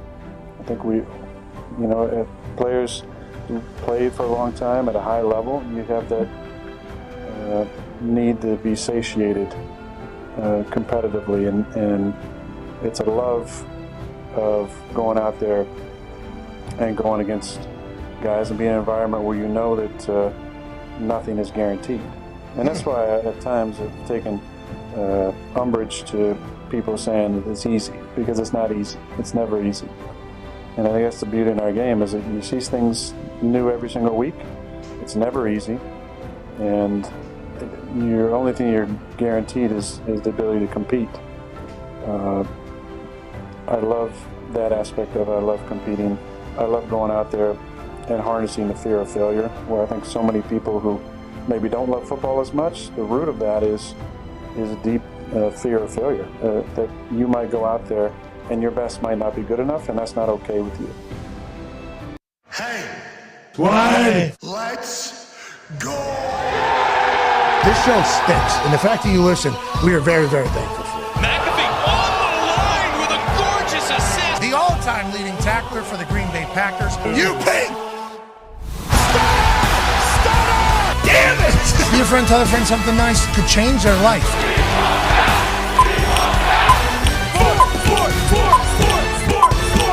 Hello, beautiful people, and welcome back to our humble abode, the Thunderdome, on this Sports Thursday, March 6th, 2025. Hour 3 of the program starts now. Sports are happening all around us. Way to go. AJ felt the beat there. That is he. The Toxic Tables here at Boston Connor and at Ty Schmidt. One half of the Hammer, Dahn. Cowboys ball cap tone is here. Wow. Still got an AP vote there. Are you signing back up for that, or are they going to allow you to have another one next year? Or If no? they allow me, I will be there. We did hear that there were some people that weren't happy about it, which goes to the insufficient respect that is happening around a lot of things. There was people that were not thrilled with you having There's an a lot AP of vote. people not But if we look at your MVP vote, you actually got it right. Yeah. You're maybe the most in touch out of everybody. Bingo. You said it. Nobody ever says that about the guy that would prefer the 19th hole over the first 18. How are you, AJ? You stopping by the 19th hole with ball cap tone? Yeah, I think I might with Tone. I don't know. What is the 19th hole, Tone? What exactly is it? It's a bar. You know. You know it is. Well, it's certainly not the way you serve your corn. That is not the right answer. Let's go with some news around the NFL here. Cleveland Browns, obviously a topic of discussion this particular offseason because they are still locked into the worst contract, worst trade in the history of the NFL is how it's being viewed. Obviously with production and conversation and the amount of drama that was brought and the amount of production that came from it. Was the juice worth the squeeze? Everybody says no. $230 million guaranteed, but the Cleveland Browns have restructured Deshaun Watson's contract and they freed up $35.79 million of cap space. Now, that money is all still going to Deshaun Watson. They're just changing when they're doing it for a little salary cap gymnastics. Opening up $36 million of cap space is obviously a beautiful thing. Are they inevitably just kicking the can down the road even further? Yes, does feel like that. They're going to have to pay the piper at some point, including this upcoming season. But they're trying to make some moves and win some games, AJ Hawk, even though they have the worst contract in the history on the books with a player that's not going to play for them. Yeah, I would say they put themselves behind the eight ball, as the old saying goes. But why does Spotrac saying they reluctantly converted? Because they got to give the money now, but they're doing it to try to find a way to move on from this guy eventually. So I believe they're reluctantly doing this.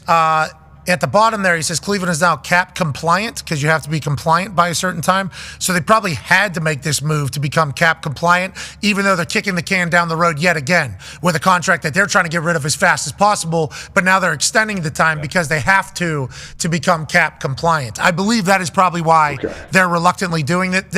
I assume Andrew Berry, the general manager throughout the entirety of this, Stefanski, the head coach, are trying to get out of this thing as fast as possible. But then they're hearing from the league like, hey, you guys gotta do a lot of stuff. And then they got Myles Garrett on the other side, actual guy. He saw what you just did to a quarterback that didn't play here and has done nothing for the team, really. Saw what you did for him. I've done everything for this team. I show up, I am the face of this team, and I don't like what's going on. So they got to figure out how to get him happy. Is that with more money? Probably. Is that the only way to answer it? Probably. Is he going to be gone? Maybe. If he leaves, there's other players saying, if he's gone, I'm gone. Yep. Denzel Ward. Denzel Ward, who's another great player for them. So they are in what we like to call a shite situation. And I think that's probably why it's reluctantly extending the shite situation, even though they feel like they probably have to do it, AJ. Yeah, I mean, so who, all right, when it goes back to the whole Deshaun situation, is everyone just saying it was Jimmy Haslam, like his call all the way, and he's the one that pulled the trigger on this and made it happen? That has been my take on it all. Not that I've been told that by anybody. Obviously, I know Andrew Berry from the Indianapolis Colts, but we don't talk like that. I've not gotten that information from him or Stefanski. I haven't talked to him in years, maybe a decade. I haven't talked to him in a long, long time.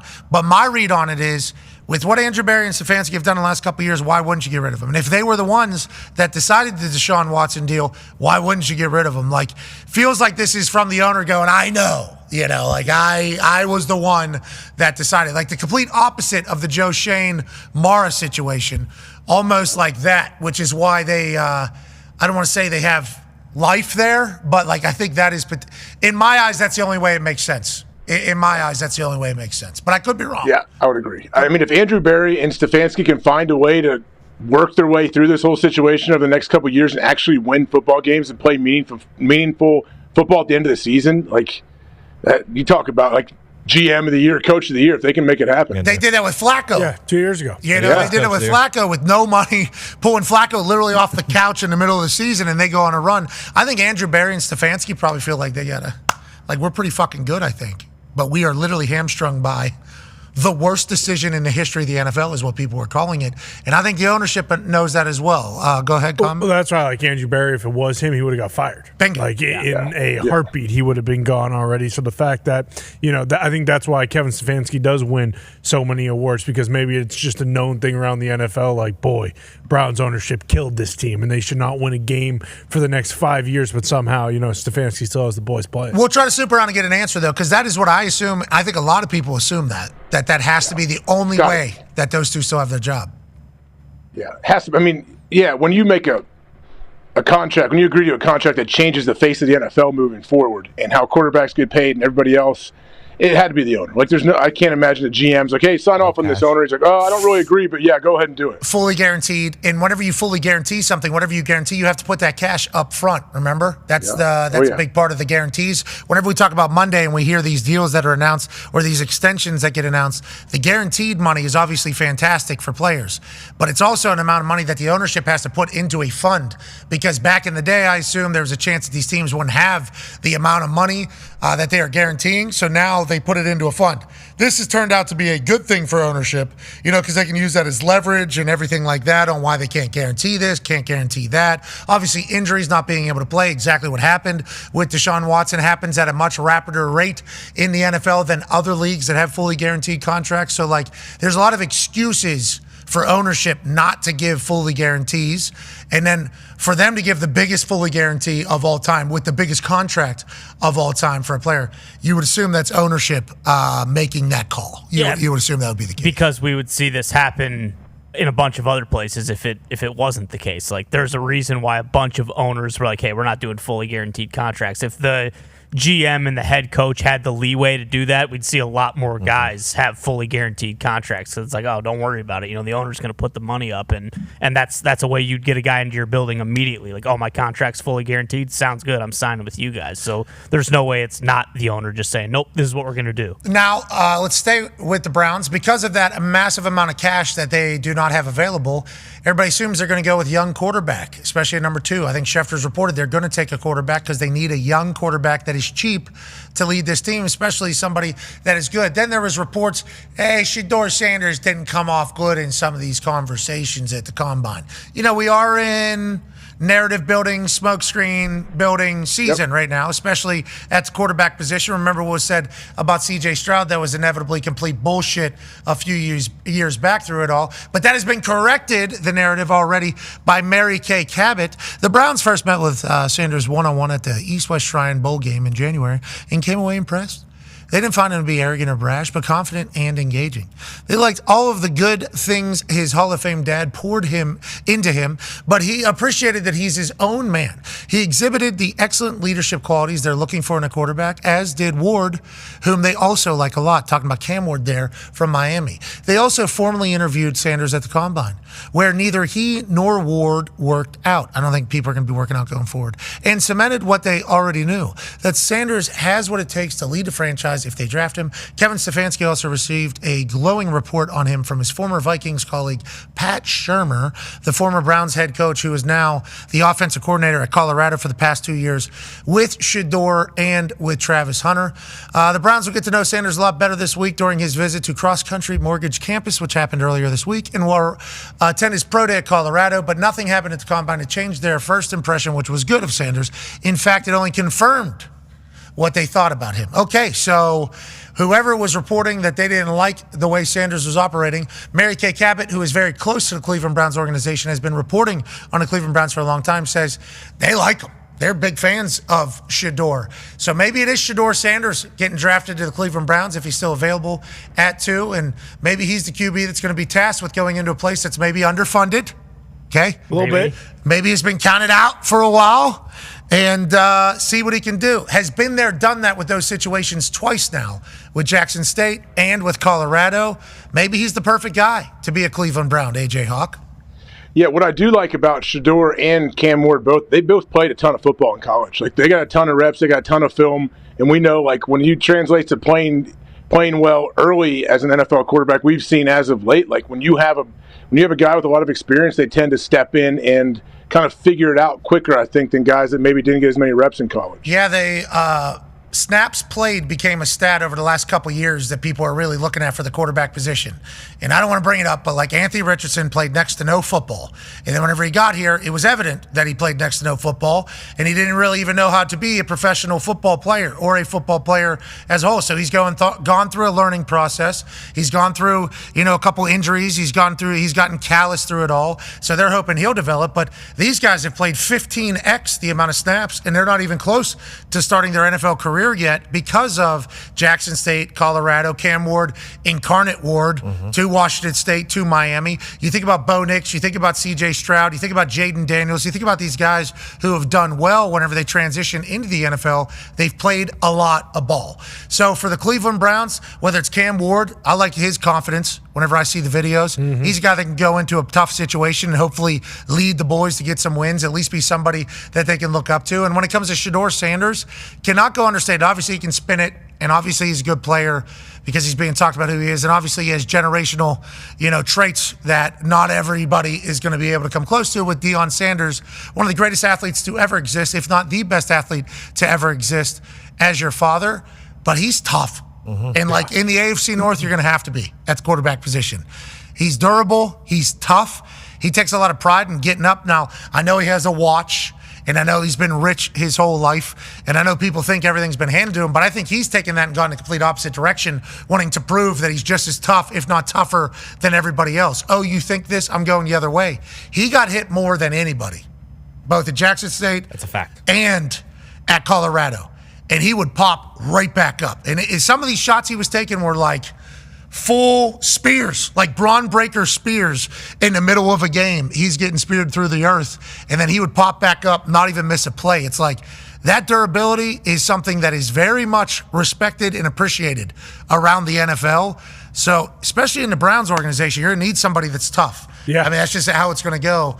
Obviously, I don't know as much about Cam. He played a lot of football, so we'd assume he's very tough. But like watching Shador get his ass beat and then getting right back up and not changing, I think that is a great trait that's not really, you can't put a number on. Well, and like the conversation, like, oh, he grew up, everything was handed to him, like he was a rich kid. Like, we didn't have those conversations with Marvin Harrison Jr. or Pat Surtain or J.C. Horn or any of the other guys that Asante Samuel Jr., guys who were the kids of, pro athletes before, Pat Mahomes. Like, that wasn't a conversation because, like, it wasn't anything. People just hate Shador Sanders. Well, like, they also do a lot of content, so you see them. They do they are, flashy, if you will. But they film a lot. They film a lot. They do the entire, series. They have the Amazon Prime thing. Like, they do the behind-the-scenes stuff. Yeah, I believe they did something at Jackson State, too, so it wasn't even just Colorado. So it's one of those things where people don't like him, but, like, he is so tough. And, like, sure, well, he hasn't really had anything handed to him. He's earned it. But, when you think about being able to see and know what it takes to be great, like, he does know that because he grew up, as the son of Prime. Like, he gets what he needs to do to be a successful pro. Yeah, but he had his hat on backwards. True. That's Did you see it? I saw Colin Cowherd. That is one of Colin Cowherd's things. Yeah. Oh, yeah. That is like really one of his things. And I know when Tom Brady went down to Tampa and started doing backwards hat, Colin Cowherd had to be like, don't, Tom. Shit. This can't be how this goes. This can't be how it goes. I understand what Colin's saying, Colin, I think, is saying if I was running a franchise, what I would be looking for, as opposed to maybe a franchise that needs a little moxie. You know, maybe a city that needs like a little bit of, you know, so not even edge, person that you need to be unflappably confident to potentially go into Cleveland. Like that might be a trait that they're looking at as a good thing, as opposed to a potentially bad thing with where they've been and how they've been and what they have to go up against here the next few years by their own doing with that contract. I also think with him, when you hear all the negative stuff come out in terms of like the smoke screen, like it's easier because people know that the opinion is already so divisive. It's like, hey, it's really not going to take that much work to just like put out some more negative stuff. And if we're a team that's drafting like 7 through 12 or something like that, and we really like him, like we can just leak a couple of these stories and just say his combine interviews were awful. He was really, you know, turning folks off and people will be like, yeah, exactly. And yeah, I heard that and people will just buy into it because of all the stuff that we've seen at Colorado. Yeah, exactly. It's like what happens with us. For sure. You know, it's like what happens with us. Like, because of what has already been said, I think people will probably believe this, and then bang. And it's like, maybe there is some truth to it, and then people just continue to build a narrative. I think, and people are looking for that narrative, too, because they want to solidify their opinion as being right. And there's not much to talk about right now. It's all speculation with these guys. So it's like, that's good fodder. You know, like obviously, like that's going to drive a lot of conversation. So I think, whereas in years past, maybe some of these guys, it's more of an unknown. Like people know that there is no middle ground with him. It's either people love him or they hate him. So it might be easier to kind of leak these stories and get more conversation out there. Shador, Gucci CU just put a video of a workout. I believe Baker Mayfield's there. Shador Sanders speaks on reports concerning his draft stock. Everybody trying to make my stock drop right now. Don't believe media. Okay, don't believe the media. Okay, please. I love it. Love it. I love everything about it. And also, he's been in the limelight forever. Yeah. So, like, whenever you talk about becoming the face of a program. Bradley Martin? When he cut here, right? Oh, that's not Baker. That was not Baker. No, yeah, right when he cut to him. Is that Bradley Martin a big... Yeah. That kind of looks like Baker, doesn't it? Bradley Martin has a lot of Baker. Sorry, I know Bradley is much more jacked, but whenever it's just a side profile there, that had a lot of Baker. I do apologize for getting that particular thing wrong, but Shador is literally... He's been there, done it. Tom Brady's been his mentor. The Raiders obviously have a top 10 pick. There's so much. I'm excited to see He is unflappable, though. He does feel unflappable. Like he does seem to handle everything very well. Let's stick with the Browns. Batanio's coming back. Congrats. Okay. Hell yeah, Joel. Congrats, Joel Batanio.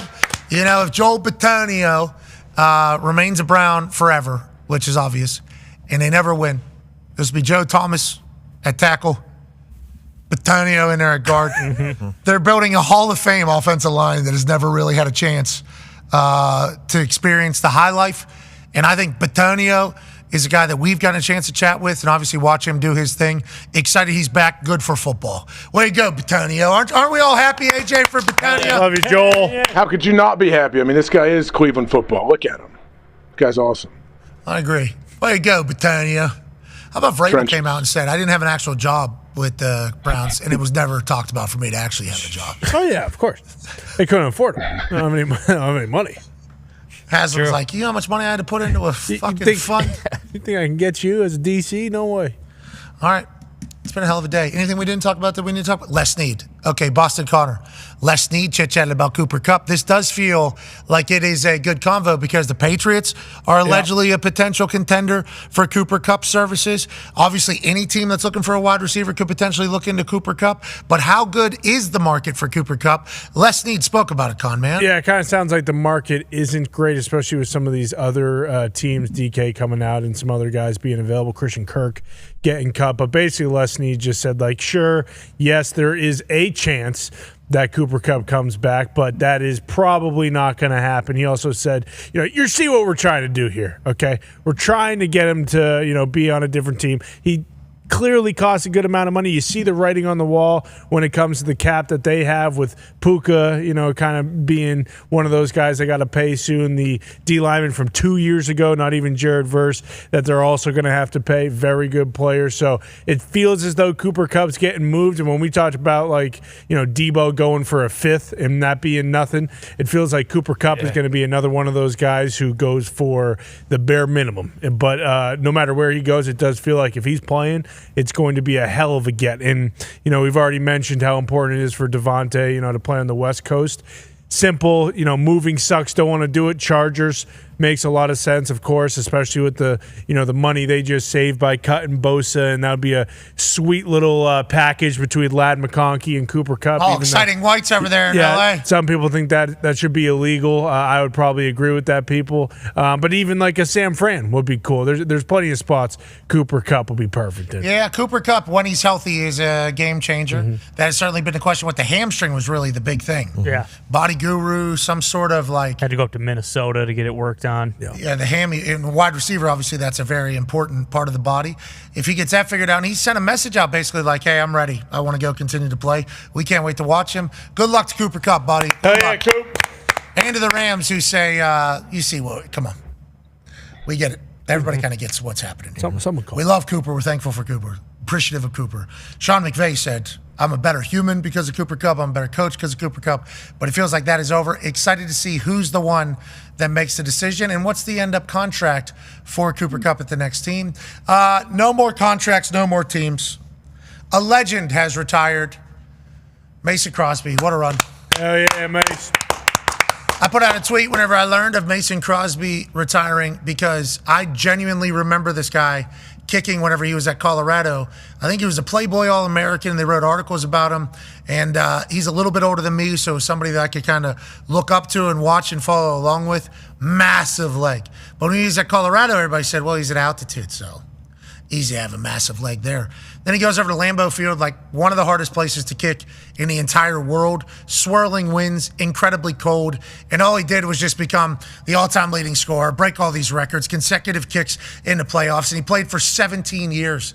So at the kicking position, to be able to play for 17 years, the amount of work, commitment, technical strategizing you have to do with your body, just everything it takes to be able to be at that high of a level, to be one of the best 32 kickers in the world, and to perform is immense. So congratulations to Mason. You did great things for the brand, and his surprise onside kick was lethal. And I watched that as well as I was trying to learn my own with the lead up and setup. So watching this silver fox from afar helped me out immensely. And from all accounts, he was beloved by his teammates. AJ, obviously you were a teammate of his. I think that's one of the biggest things that I respect when it comes to kickers and punters as well.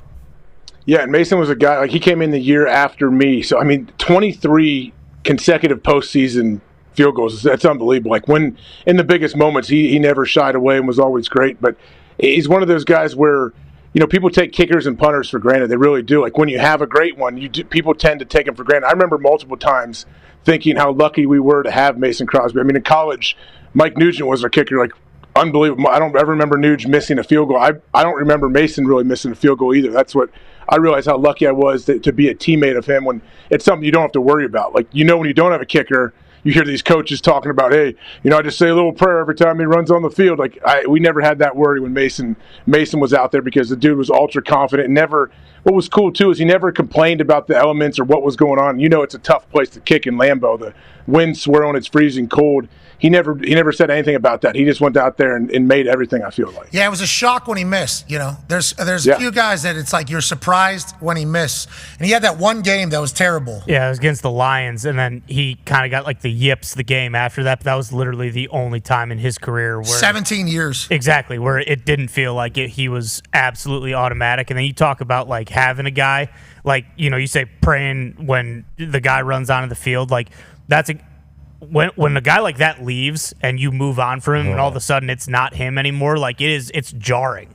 Like it's crazy. I mean, that's what the Packers ran into 2 years ago in the playoffs. Like it was LaFleur got pissed and it was kind of tongue in cheek, but he told Tom Rinaldi when Anders Carlson, he was like, hey, when we set him out there, we kind of hold our breath. Like you never had that with Mason Crosby. Like you always expected him to make those kicks. He obviously always made them in the playoffs. And then when you move on from a guy like that and you don't have it anymore, like it's drastic how much it changes your football team. And as a fan, like just how much more anxiety it gives you all the time. I respected and appreciated the way Mason went about doing his work. So much so that I heard he earned a bar, and I only ate at that place for the entire weekend to support his business. That was a lie, I heard, right? He does not own any restaurants or bars around Lambeau? Not that I know of, no.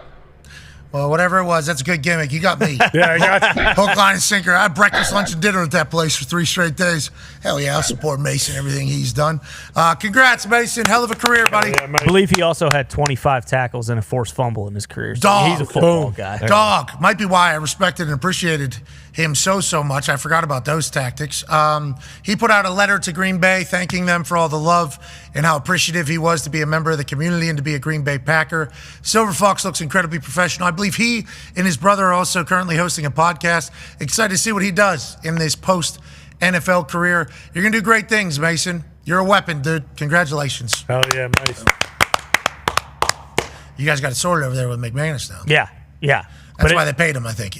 We're not doing that whole shit again. No, because it was. It's like that's the worst thing ever when it like literally is like 50-50 whether a guy's going to make a kick, and not like, even like Mason, you sent him out there for like 55 plus and you always felt like, okay, he's going to make this. But when you get a guy when like you send him out there for like a 40-yarder and you still don't know, like there's a very good chance he's going to Mason hit that little left to right ball, right? He hit like a little left to right, if I recall. Yeah, little baby fade. Yeah, had a little baby fade. Nuge hit the draw, right? Nuge, I don't know. Dead straight down the middle. I don't know if he was hooking it or fading it. I don't remember Nuge's balls. I remember Coach Tressel, though, when we would we'd watch special teams as a team in college, and the one end zone at Ohio Stadium with the closed end, there's a huge flagpole right in the middle that's right in the middle of the goalpost. And Nuge, every extra point that he would kick, Coach Tressel would sit there, and if the ball was like a half a centimeter off that flagpole, he's like, Nuge, we're gonna need to tighten this up a little bit. Like if it wasn't dead center, like because Nuge was that good, he could almost mess around and joke like, "Hey, that didn't split the uprights perfectly. That was almost a missed kick for you." Aim small, miss small. Nuge was that guy. Second round draft pick? Yeah, we're end of the first. Yeah. Seriously. Yeah, maybe a first round draft pick. Dog. Absolute dog. What a career at Ohio State. Ohio. There's that flagpole. There it is, right down there. and there he is. He hit it right down the middle. Second round. Second round pick. Beginning is second, though, I think. 47. Middle. Nonetheless. Still. Pretty high. Yeah, that's crazy. Second round draft pick. Centerville, Ohio. It's crazy. What a dog, the Elk. Snuck that one in. Doesn't matter. Count it against Kent State. All right. Congrats to Maxx Crosby. And shout out to Nuge, dude. He's always been super cool to me, too, every time I see him, so I appreciate him. Maxx Crosby and Nugent. It's taking me back to like when I was a college kid, like what guys should I need to... Those are the guys. Maxx Crosby done now. Adam Vinatieri not going in first ballot's bullshit. Crazy. That's bullshit. I agree. I don't think anybody in there would have been upset. No way. No. No. And they do get upset about guys that go in, I think. Like the Hall of Famers. I think there's like people that don't get happy. If Vinatieri would have got in, I think even the O-lineman or whatever, whoever would be most pissed, potentially, be like Vinatieri, yeah.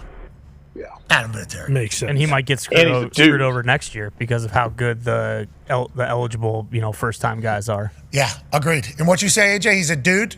He's a dude. That's why another reason why he should absolutely be in. Yeah, agreed. All right, let's get the hell out of here. We're back tomorrow. Big time Feel Good Friday tomorrow. Big time. Excited to see what we did today. That's going to... Sure. I'm excited to see what we did Played today. a pretty clean game today. I don't know. There's been a couple of those days where I've been like, I don't think we started any incidents today. And then right before bed, I just go ahead and pop open the phone. It's like, nope. Turns out we did. All right, we'll try better tomorrow. I think at some point it's going to get to the point where it's not like that. We'll be better. Maybe people understand us a little bit more. And if it's not, fuck them. We enjoy the thought of being able to talk about sports every single day. Thank you so much for allowing us to do this for a living. You're the greatest people on earth. Big night out date announcement coming on Monday. Monday. And then ticket sale date announced shortly after that. And then show at some point soon. After that. It seems all too, like right now everything seems to be a little bit too. There's always a quiet before the storm. Yeah, but we got some time, It seems like we got too much, maybe not that much time. No such thing as too much time. Time, why you punish me? Hootie. Well, he doesn't like being called Hootie. Don't call him that. Come on. I mean, the band. There he is. Well, Hootie and the Blowfish. The blow. Yeah. He posted on his Instagram. I like following along with him because it's not the cocaine. They're the Blowfish. Or the movie Blow, obviously, Blows. George Young. the blow fishies. Yeah. Yeah. I like following along with his golf. He does a lot of golfing, so I'm singing in there. He's a good follow. And I saw him post a video about how everybody thinks they're the funniest person on earth whenever they call him Hootie. And he's like, ha, ha, ha, mocking everybody calling him Hootie. It's like, oh, he fucking hates. Does this guy hate being called Hootie? I don't, because as soon as he came on our show, I'm sure. Hootie! I got him. Yeah. That's all. All right, so Darius, we respect. Hey, just want to let you know, massive respect for both entities. But we found you when you were a Hootie. Mm-hmm. But you've certainly done great things with Darius. Still love you as Darius. Love him as Darius. Yeah. The artist formerly known as Hootie! Hootie! That's what we need to do going forward.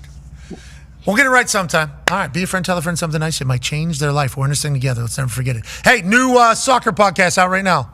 Where do they get it? How do they get it? Where is it at, Gumpsh? It's on Apple and Spotify and on YouTube. I recommend YouTube. There's a lot of cool videos and shots of everything. Talk about TST a little bit. Jeff Cameron tearing his MCL to score a goal. Yeah, there's good stories in there. Bailey McComas is on the 1s and 2s for the YouTube videos, right? Yes, he is. Okay, we appreciate Bailey's commitment. Yeah, he did a great job. He did. He did a great job on it. What is it, youtube.com? Good question. Oh, no. Jeez. Don't you need to wait like 2 weeks before they give you the? No, we pulled a little bit of a move there. Oh, we got rid of the hockey talk. So rest in peace. We switched over to hockey. It's the CONCAFA Soccer Show. The CONCAFA Soccer Show. Yeah. Yeah, we did a little bit of a move. We didn't want to create a whole new page. No, it makes sense. Good use of resources. Yeah. Makes sense. Thanks a lot, AQ. Thank you to AQ Shipley. Blame him. Thank you to AQ Shipley. But the CONCAFA Soccer Show is the YouTube. Yes, sir. Big game tonight as well. Inter Miami playing in the CONCAFA Champions Cup. We're gonna win the CONCAFA again. Can't wait. Jeff Cameron and Breck Shea, very good. I can't express enough how great the stories that they have. Like playing all those years in England, it is awesome listening to them talk. So some of it I think is going to be for soccer people, like telling some of the stories, Stoke stories and all these things. Like soccer people are going to respect it a lot more, appreciate it a lot more. But then there's like the update on what the hell's going on stuff. That is probably what I will listen to and understand what's going on. You know, everything else I'll listen because it's Jeff and Breck and I appreciate them. But if you're just a casual soccer person, which I assume everybody that is watching this particular program is, there's roundup of everything happening so we can act like we know. Yeah, we're hitting every league. Champions League going on right now. MLS, EPL, we hit on every league in the episode that was released today. Thank you, CONCAFA Soccer Show. Hell yeah. Thank you, CONCAFA Show. 18,000 subscribers already. Pretty good. Pretty good. Very good. Oh, All one right, go. video. Wow, did you pay for those? Did you pay for those subscribers? What a start. Oh, no. He said, no, I didn't do that. It was just fresh off one video. People saw a video and they're like, give me that. How many views on that video? I think it was like 600. It's pretty good. Oh, okay, so how do we get 18,000 subscribers, 600 views? Math Crazy ain't math. how it works. Rest in peace. That's Hockey Talk. Great show. Great show. Well, best. Life happens. And AQ Shipley quit. Be a friend, tell a friend something nice. It might change their life. We're in this thing together. Team on me. Team on three. Great week thus far. Yeah. Let's close out strong tomorrow. Hell yeah. 1, 2, 3, team. Goodbye.